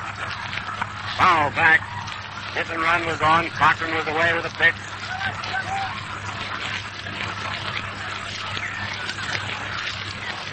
Cochrane comes back to first now. As Gehringer waits outside the batter's box. Now he's in. Brent has a new ball to pitch. Gets the sign from Gabby Hartnett. Fastball high, outside, ball 1. 1-1 on Gehringer. Score tied at 3 runs. We're in the 8th inning with Cochrane on first and 1 man out. 7th inning. 1 on, 1 out. 1-1 on the batter. French steps off the pitcher's rubber. Gets back on again.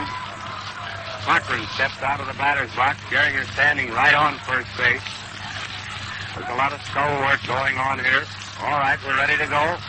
Gehringer pops on that pitch, an infield fly. Bill Cavaretta shouting for it.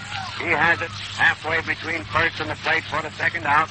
And this brings up Goslin with no hits and 3 times at bat. Not hard to get them on today, but it's hard to get them around.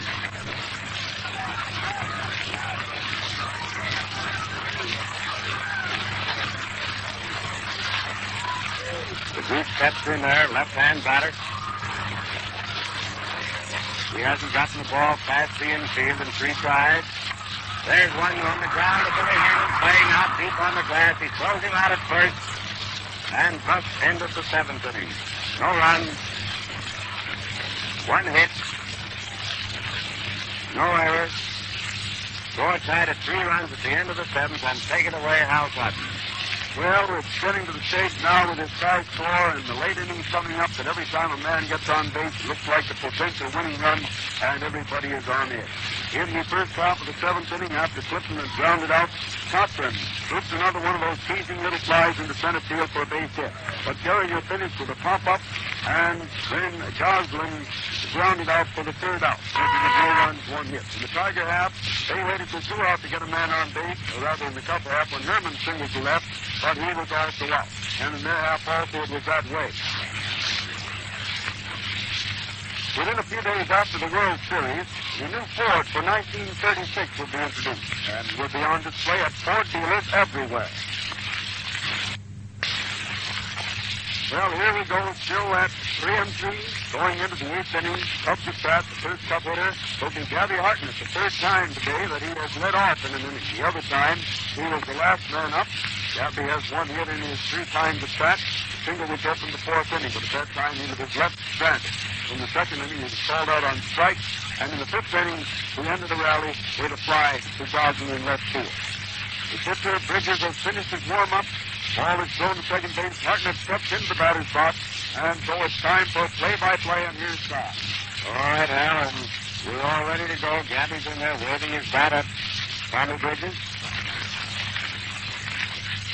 Tom rubs up the ball a bit, throws the rubber. There's the windup, and the first pitch to Hartnett is a called strike, cutting the outside corner with a belt-high pitch. 1 strike on Hartnett. And the next pitch coming plateward. Outside, ball 1. Count 1-1. 1-1. Umpire quickly leans over the plate, calls time for a moment. Well, Hartnett stands outside. Now he's in. Here's the pitch. Ball 2. Gabby almost went for the bad one that time, but pulled his swing just in time, and the count is 2 balls, 1 strike. Leading off in the 8th inning. There's the motion. Here's the pitch. Foul, strike 2, up on the roof, out to the right. Over toward first base way. Count 2-2.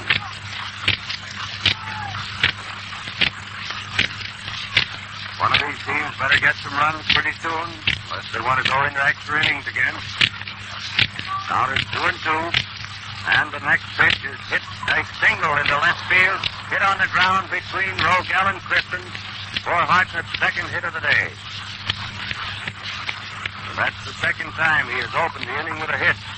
In the 4th inning he did that. The next 3 men were easy. We shall see how it turns out in this inning. Demery is up with Hartnett on first. Nobody out in the 8th inning, and the score tied at 3 runs. That may be the winning run on first base. You never can tell. Demery bunts foul. Strike 1.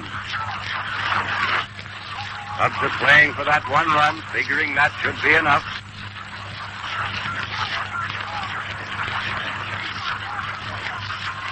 One strike on Demery. Bridges gets a new ball, works with it a bit. Frankie steps out of the batter's box and rubs a bit of earth into the palms of his hands. So that will go well with the rosin on the handle of the bat. Steps in there, we're ready to go. Bridges blows on his pitching hand. Gets the sign from manager Cochrane. Mike comes up out of the crowd. Here's the pitch. A grounder to Gehringer. It looks like a double play ball. Gehringer to Rogel. Rogel to Owen. It is a double play. Gehringer, Rogel to Owen, erasing Hartnett and Demery.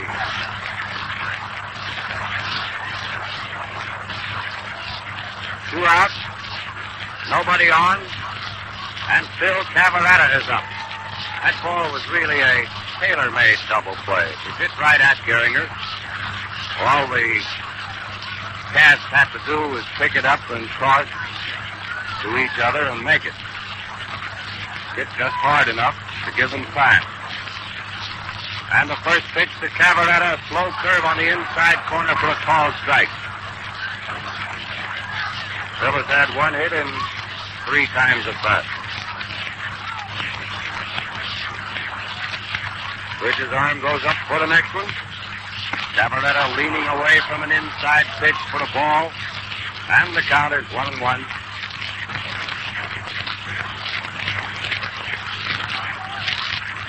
1-1 on Cavaretta. 2 men out, nobody on in the 8th. There's the windup for the pitch. Ball 2.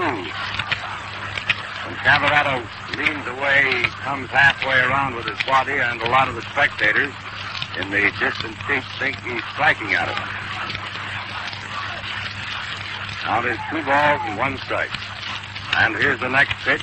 He swung at that one and fouled it off the end of his bat with a fastball off that outside corner to a left-hand hitter, and the count is 2-2.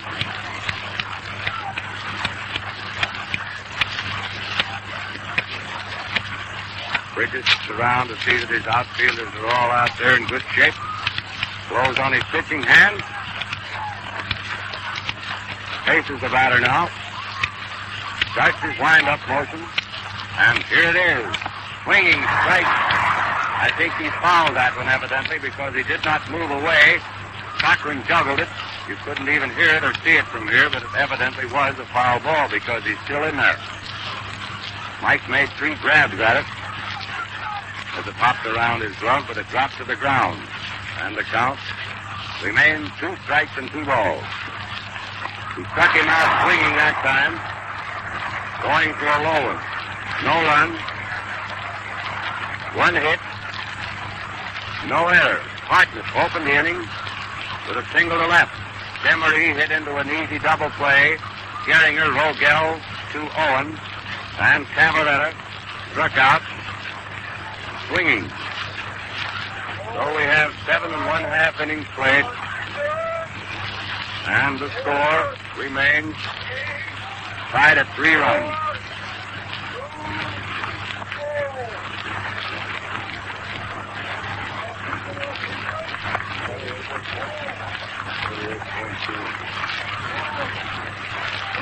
The official attendance just announced 48,420 cash customers. Now we go into the Tiger half of the 8th inning. The first man up is Pete Fox. Fox had a double to left the first time at bat, and the last 2 times up has flied to Galan in left field. There goes one far out in left field, foul, going on the roof of the left field pavilion, then bounding down into the bleachers for a very long strike. Just a long strike out in there. For those of you who've been to Maven Field, it's bounded off the permanent left field exit.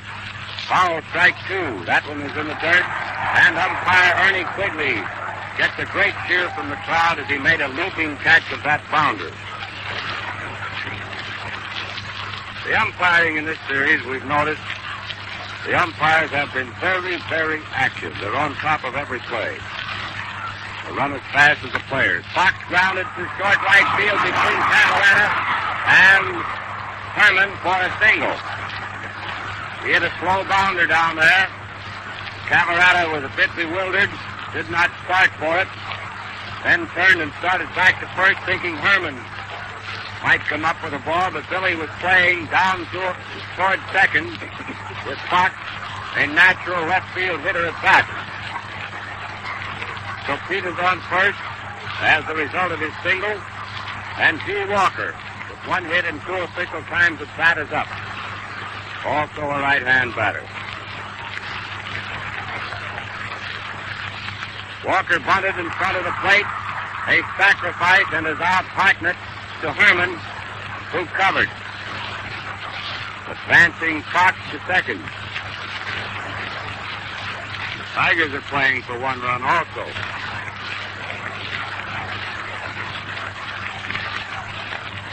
Fox on second, 1 out. Bill Rogel with single and a double and 3 times at bat is the hitter.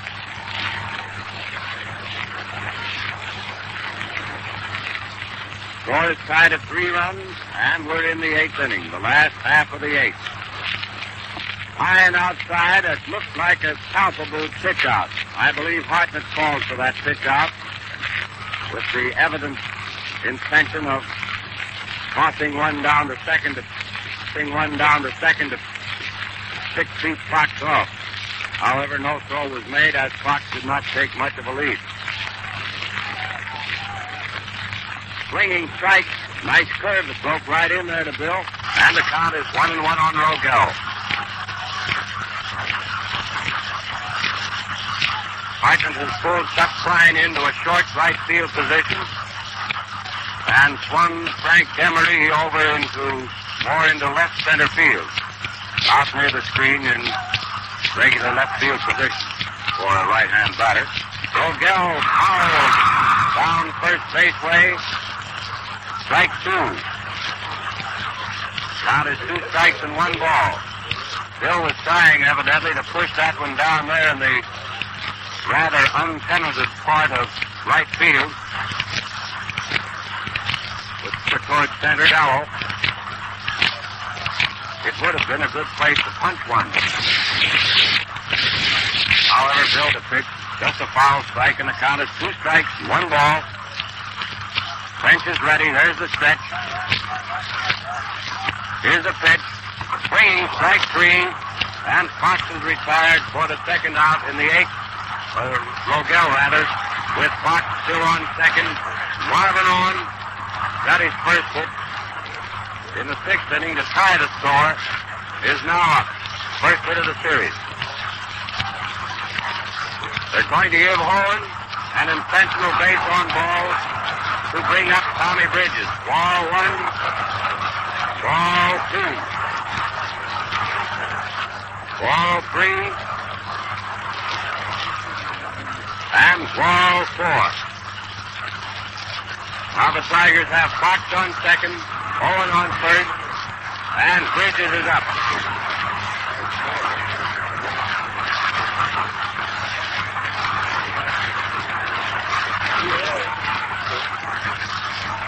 Bridges is the batter with the score tied at 3 runs, 2 men on and 2 men out. Outfielders moving in a little close now for Tommy, who is not expected to hit one hard. He has fanned once, grounded the second, got on a fielder's choice. Swinging strike.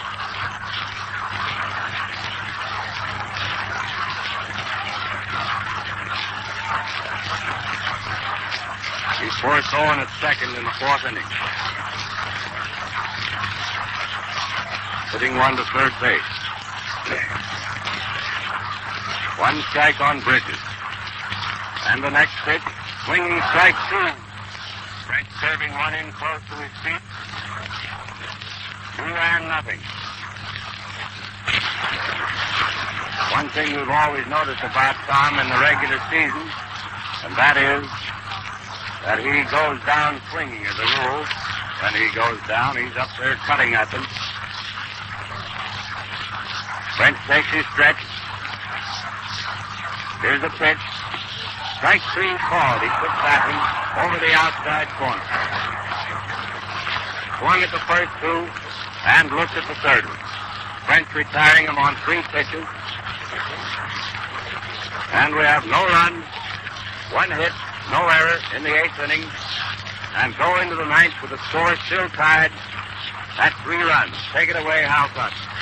The broadcast of all the World Series games has been sent to you by the Ford Motor Company, builders of Ford and Lincoln cars and Ford trucks, Mr. Henry Ford, Mr. Edsel Ford, and your local Ford dealer. The new Ford for 1936 will soon be introduced and will be on display at Ford dealers everywhere. Well, in that 10th, 8th inning, both teams started out identically but finished up a little differently, although neither scored. In the Cub half, Hartnett opened with that single to left, but was cut down on the front end of a double play, Demery being second out. Cabaretta then struck out. In the Tiger half, Fox opened with a single to right, sacrificed to second by Walker, then Rogel struck out. Owen was perfectly passed, and Bridges was called out on strike, ending that inning. The score still a tie, 3-3, and here's the big 9th and some inside. Stanley Hack is first up for the Cubs. He's had a double and 3 times at bat. And the first pitch is low and inside. A left-hand batter. Ball 1. Bridges starts his windup. Here's the next pitch. It's hit out into center field deep over Walker's head. And that's going for 3 bases or possibly a home run inside the park. The relay is coming into Gehringer. And it's a 3-base hit opening the 9th inning by Stanley Hack. The Cubs' third baseman deep in that center field corner high over G. Walker's head. That ball was tagged plenty. The Cubs ought to get a run here. Runner on third and nobody out, opening the 9th inning. The next man up is Bill Jurgens. 1 hit and 3 times at bat. Infield playing in, of course, to cut this run off if possible. They call strike on Jurgens. Bridges curving one over the outside corner.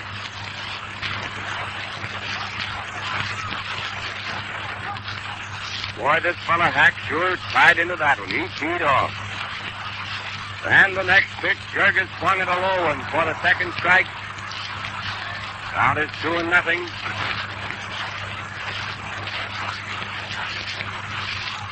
Two and nothing. Nobody out, and Hack on third. Bridges gets the sign from Cochrane. Gets on the rubber and starts his windup. Here's the pitch. Swinging strike 3. A bird which broke away from him. 1 out in the 9th. And French is up. Larry French, the pitcher. He's coming up there after getting a bit of rosin on his hands. It's better to grip the bat. He's had 1 hit and has fanned twice.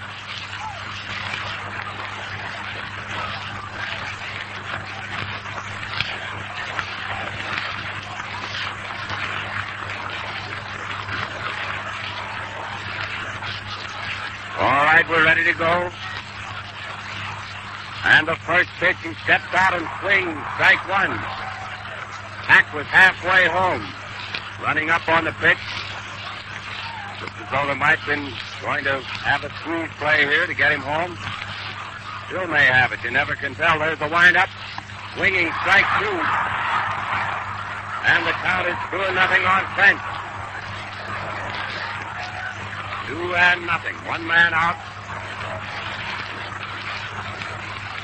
Hack is on third. Bridges gets the sign, takes his time. His arm goes up in the motion. Here it is. A grounder to Bridges. He thrusts the runner back to third, then throws the batter out. For the second out. Easy bounder right back to the box. Bill Rogel patting Tommy on the back. And now the Tiger infield can back up. With 2 men gone. And Augie Gallan is up. Augie has had 1 hit and 4 times at bat. Single in the 3rd inning. Left-hand batter.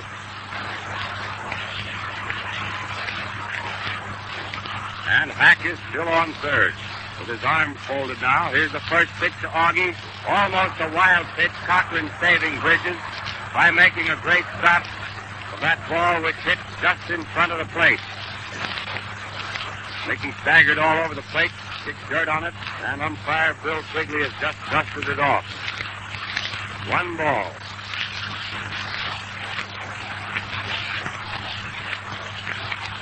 Bridges takes his time. There's the windup. And here's the next pitch. A drive into short left field. And Goslin comes in for the catch.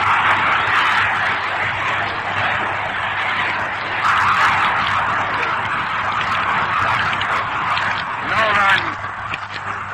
1 hit. No error.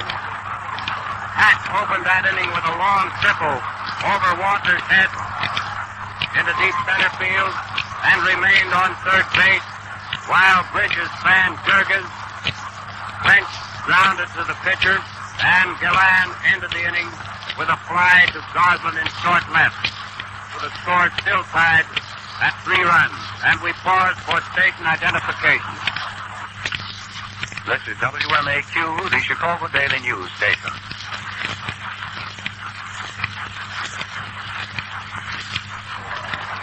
Here we go into the Tiger half of the ninth.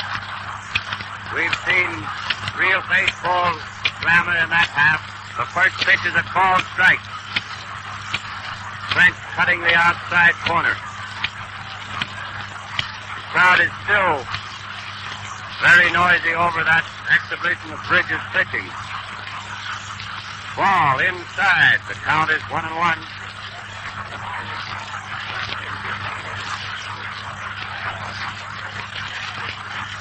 One and one on Clean Clifton, leading off in the Tiger half of the ninth. He fouled the next pitch into the dirt. Strike two. Now there's 2 strikes and 1 ball.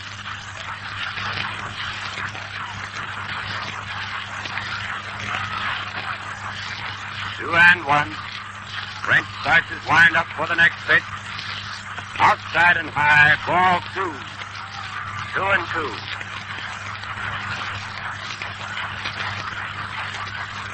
Larry gets the sign from Gabby Hartnett. Brushes the dust away from the pitcher's rubber. His arm goes up in the motion. Clifton fouled into the upper deck. Off first base way. And there's a scramble for that apple. The count remains 2 strikes and 2 balls.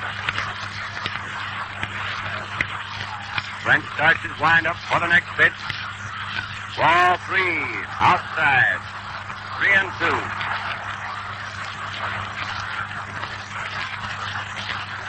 Three and 2 is the count. There's the windup. Here's the pitch. Clifton struck out to open the ninth for the Tigers. The 7th strikeout for French. Twice he's gotten Clifton. And when Bridges fanned Jurgens in the ninth, it marked his 7th strikeout victim.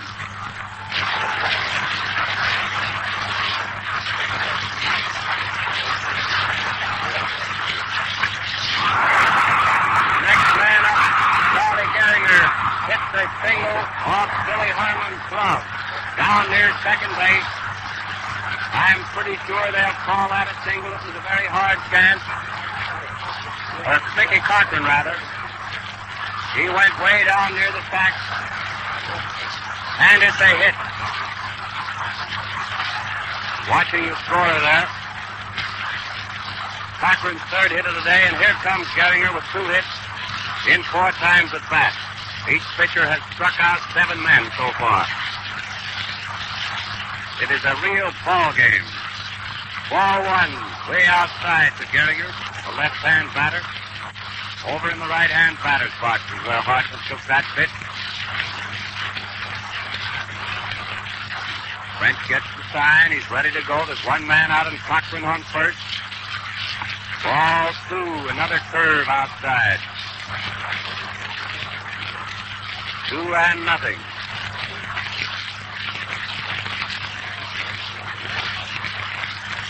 2-0 on Gehringer. Cubs have 12 hits and the Tigers 11 so far. There's a stretch. Score is tied at 3 runs. Gehringer hits one from Camaretta, who threw late to second base after stepping on the bag to retire Gehringer, but his throw down to second failed to get Cochrane.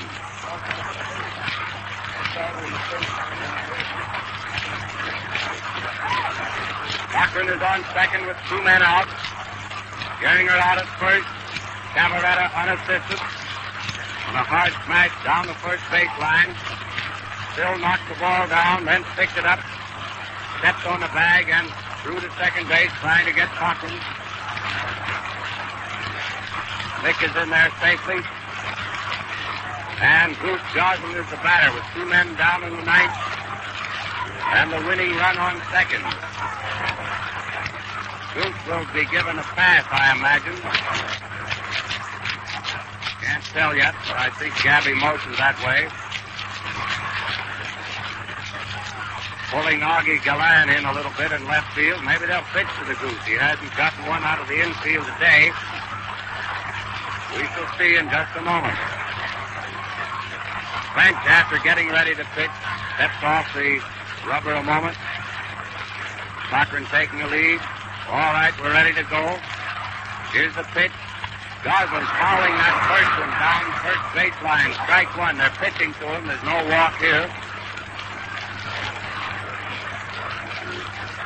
One strike on Leon Goslin. Crowd is in a continuous uproar.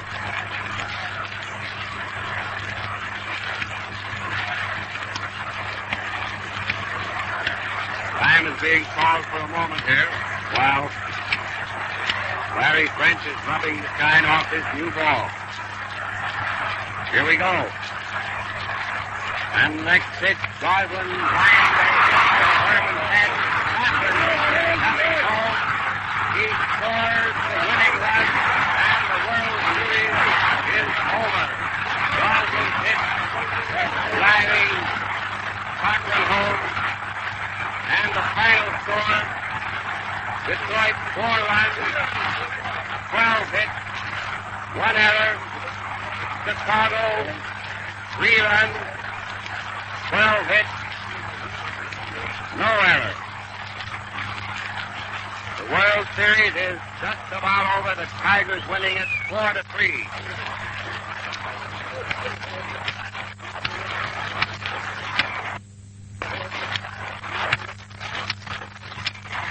Hello, everyone. This is Coach Carter, and the place is just absolutely gone mad. That was the most astounding thing. And the last hit went all the way out, went over the center fielder's head, and the winning run came right over home plate, and the stand just went completely crazy. Paper fluttered down. The umpires didn't even bother to say. They just began to run before even the ball had hardly got to the ground.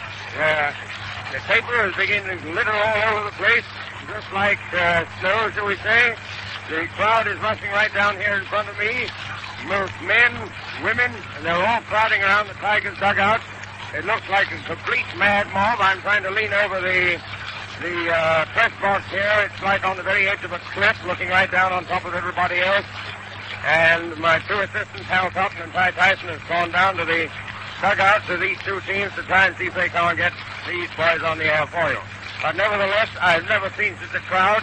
Have you ever been like a child on the beach in the sand, and you build up a great big pile of sand and you dam it up with a little wall? Then you break the wall and you watch all the sand flood right out onto the level space right in front of you. Well, here are all these people flooding out from that great enormous sand into the left field bleachers. Color, green, pink, red, brown, everything you can possibly think of. They're walking all over the place. They're walking little tiny figures. Have you ever played with toy soldiers and you move them all over the ground and you have a little green patch of ground and you've seen all these people flooding to one spot? Well, they're all making out of this one stand and racing down here to the Tigers' dugout, who have brought for the first time in the history of baseball, of Detroit baseball anyway, a championship since 1887. And think of what this town is going to be tonight. It's the most amazing thing that you've ever seen, and of course you've listened to the game, but the tension has been terrific. It's been a ding-dong battle all the way. In the first inning, Detroit got 1 run. Just a minute, I see that all these people, a lot of them are flooding out through the other gates. Some people are going out there, they think they've had enough. But first of all, Detroit got 1 run. And then in the 3rd inning, Chicago tied that up. Now that was 1-1. And then in the 4th inning, I'm reading from the scoreboard, Detroit got another run. So that made 2-1 in favor of Detroit. And then in the 5th inning, Chicago came right back and hit 2 runs. So consequently, that was 1 up to Chicago, and they led with 1 run. On the 6th inning, Detroit tied it up again, and there it stood. Even until this extraordinarily, very, very dramatic 9th inning. Let me read you I made a lot of notes while we were going along. Oh, this crowd is perfectly terrific down here. They're just milling and shoving and trying to push their way into the Tigers' dugout, but there are police down there. They're trying to hold them back. And there are people even standing on the roof. There's one man trying to climb in upside down from the roof. And women walking around, too. There's one man trying to help a woman to get over the top. But there doesn't seem to be much success, and the crowd is dividing part of its time between watching this woman trying to get back again and the players. One or two of them. Ladies and gentlemen, just a moment. Which dugout do you wish me to send you to the Detroit? Well, Ty Tyson, ladies and gentlemen, is down at the Detroit dugout, so let me switch it down there to you. All right, Ty, take it away. This is Ty Tyson down in the Tigers' dressing room. And here we have manager Mickey Cochrane and Goose Goslin. First of all, manager Mike is going to talk to you just briefly while I get a hold of Tommy Bridges. Thanks, Ty. Hello, everyone. I want to say it's just the happiest day of my life. It's probably the most sensational and thrilling World Series that has been played in some time. It certainly was the greatest thrill of my life when I stepped across that home plate with old Goose, a wild boy from Salem, New Jersey, singled to right. Thanks. I want to congratulate Charlie Grimm and his Cubs. They have a great ball club, and it was a real championship series. Here's Goose Goslin. Thank you very much, Mickey. Here's Goose Goslin, who drove Mickey across with a winning run, the $2,000 run. Hello, folks. The Cubs are a great ball club, and I was more thrilled in this game. I think I felt like everything depended upon winning this game. And the Cubs is a good young ball club, and everybody said they weren't so hot, but we found them very hot. Thank you. Thank you very much, Goose Goslin. Tommy Bridges is coming up here right away, the winning pitcher who won both the games that he started in this World Series for the Tigers. Here he comes with Hal Totten towing him up, smoking his cigarette. He's in his undershirt, but he's very happy to want to say something, Tommy. Hello, everybody. Everybody's pretty happy around here right now. Okay. There's entirely too much confusion going on here for anything more. The boys are starting their pennant-winning and World Series-winning jollification. So this is Ty Tyson turning it back upstairs to Bo Carter. Well, here we are back again upstairs in the press box, and thank you, Hal, and thank you, Ty. Ladies and gentlemen, I think that I would like to add my word, if I may, to the extraordinarily good work done by Hal Totten and Ty Tyson. And may I send this report once again back to Hal Totten, who's got something else to say to you. Take it away, Hal. Oh, he's not quite ready. You see, ladies and gentlemen, we're all the way down in the dressing room, right at the bottom of the stadium, and we're all the way up here. And we've got to work this business by engineers all over the line. All right, it's going down now. All right, take it away, Hal. You haven't even said no or even backed away from this microphone. First, I want to introduce you, that's grand manager of the Cubs, Charlie Grimm. Charlie, how do you feel? Outside of feeling disappointed, of course. Well, I feel disappointed, of course, but I feel happy that we were beaten by a grand ball club. And my ball club is also a grand ball club. It was a tough series all the way, and I think it was very evenly matched. It's just a matter of who could get one more run than the other ball club, and that's the ball club that won. Thank you, Charlie. Thank you very much. And now, Gabby Hartnett said he'd come over here, and Ty, you want to find Lee off? He may be in the shower by now. In the meantime, Lon, come here a minute, will you? How do you feel about this ball club that beat you today? I think they're one of the best ball clubs I ever saw, and I think we battled them. We gave them the best battle that people in the World Series have seen in many a day. And so I only hope that we get to play them again and another one next year. Well, thank you, Lon Warnke. And here is Gabby Hartnett, the captain of the Cubs. Leo, what have you got to say about this? Well, folks, you know, anybody hates to lose, and I'm a tough loser. But you got to give the Detroit Tigers a world of credit because they're a great hustling ball club. And also a world of credit to their leader, Mickey Cochrane. Thank you, Leo. Thanks a lot. I would like to get Larry. I know Larry Pence feels terribly about it all. And I'd like to get Billy Herman tapped. We're trying to round him up. The Cub players are mostly around here in Manute, as we might say. Several of them waiting around the rubbing table. And Dr. Andy Lotshaw is rubbing one of them. Here's Billy Herman over here. Bill, come here a minute, will you? Billy Herman's the boy that hit that home run that shoved the Cubs ahead today, and they held that lead for a little while. Bill, how do you feel? I think the Detroit Tigers are a good ball club, but I think they beat a better ball club. That's the old scrapping spirit that keeps them going. And I don't know if Larry is still over there in the showers or not. Larry is in the showers. I know he doesn't feel much like talking, but sometimes I'll come over and do that. Woody, come here a minute, will you? Here's the captain of the Cubs, Woody English, the boy who is captain and yet does most of the backing up. He's the boy that fills the holes when they come. What do you got to say, Woody? That was a great series. I think the team that got the breaks won. Pretty evenly matched, both of them. Thank you. It was a great series, wasn't it? And now, ladies and gentlemen, I think we've just about exhausted the number of boys who will talk here. The dressing room isn't downhearted, and yet they're not cheering naturally. And we hope you've enjoyed what it is. And now we return to Bo Carter up in the booth. Back upstairs, ladies and gentlemen, in the press box with Bo Carter. And I'm looking down over here at the people right down below the Tigers' dugout. And I think they're trying to wait for the Tigers, the victors, to come out. And if they ever do, they're simply going to get mobbed. There are probably somewhere about 5,000 to 6,000 people. Jammed so tight, I've never seen people jammed like that before in all my life. And there's one wag who's standing on top of the Tigers' dugout on the roof giving cheering signals, and these four people jammed tight together trying to answer him, and they're swaying to and fro. And let me also add, if I may, what I was going to say a minute ago. The splendid work done by Hal Tyson and Ty Tyson and Hal Thompson. They've been up here every day covering this game day after day, and it's an awful tough job with all these people here. And my hat's off certainly to them. You have received the broadcast of all the World Series games with the compliments of the Ford Motor Company. The sponsors will be amply repaid if you have enjoyed these broadcasts. And we congratulate the winners, the Detroit Tigers World Champions for 1935. And also compliment the Chicago Cubs for the outstanding brand of baseball played during the entire series.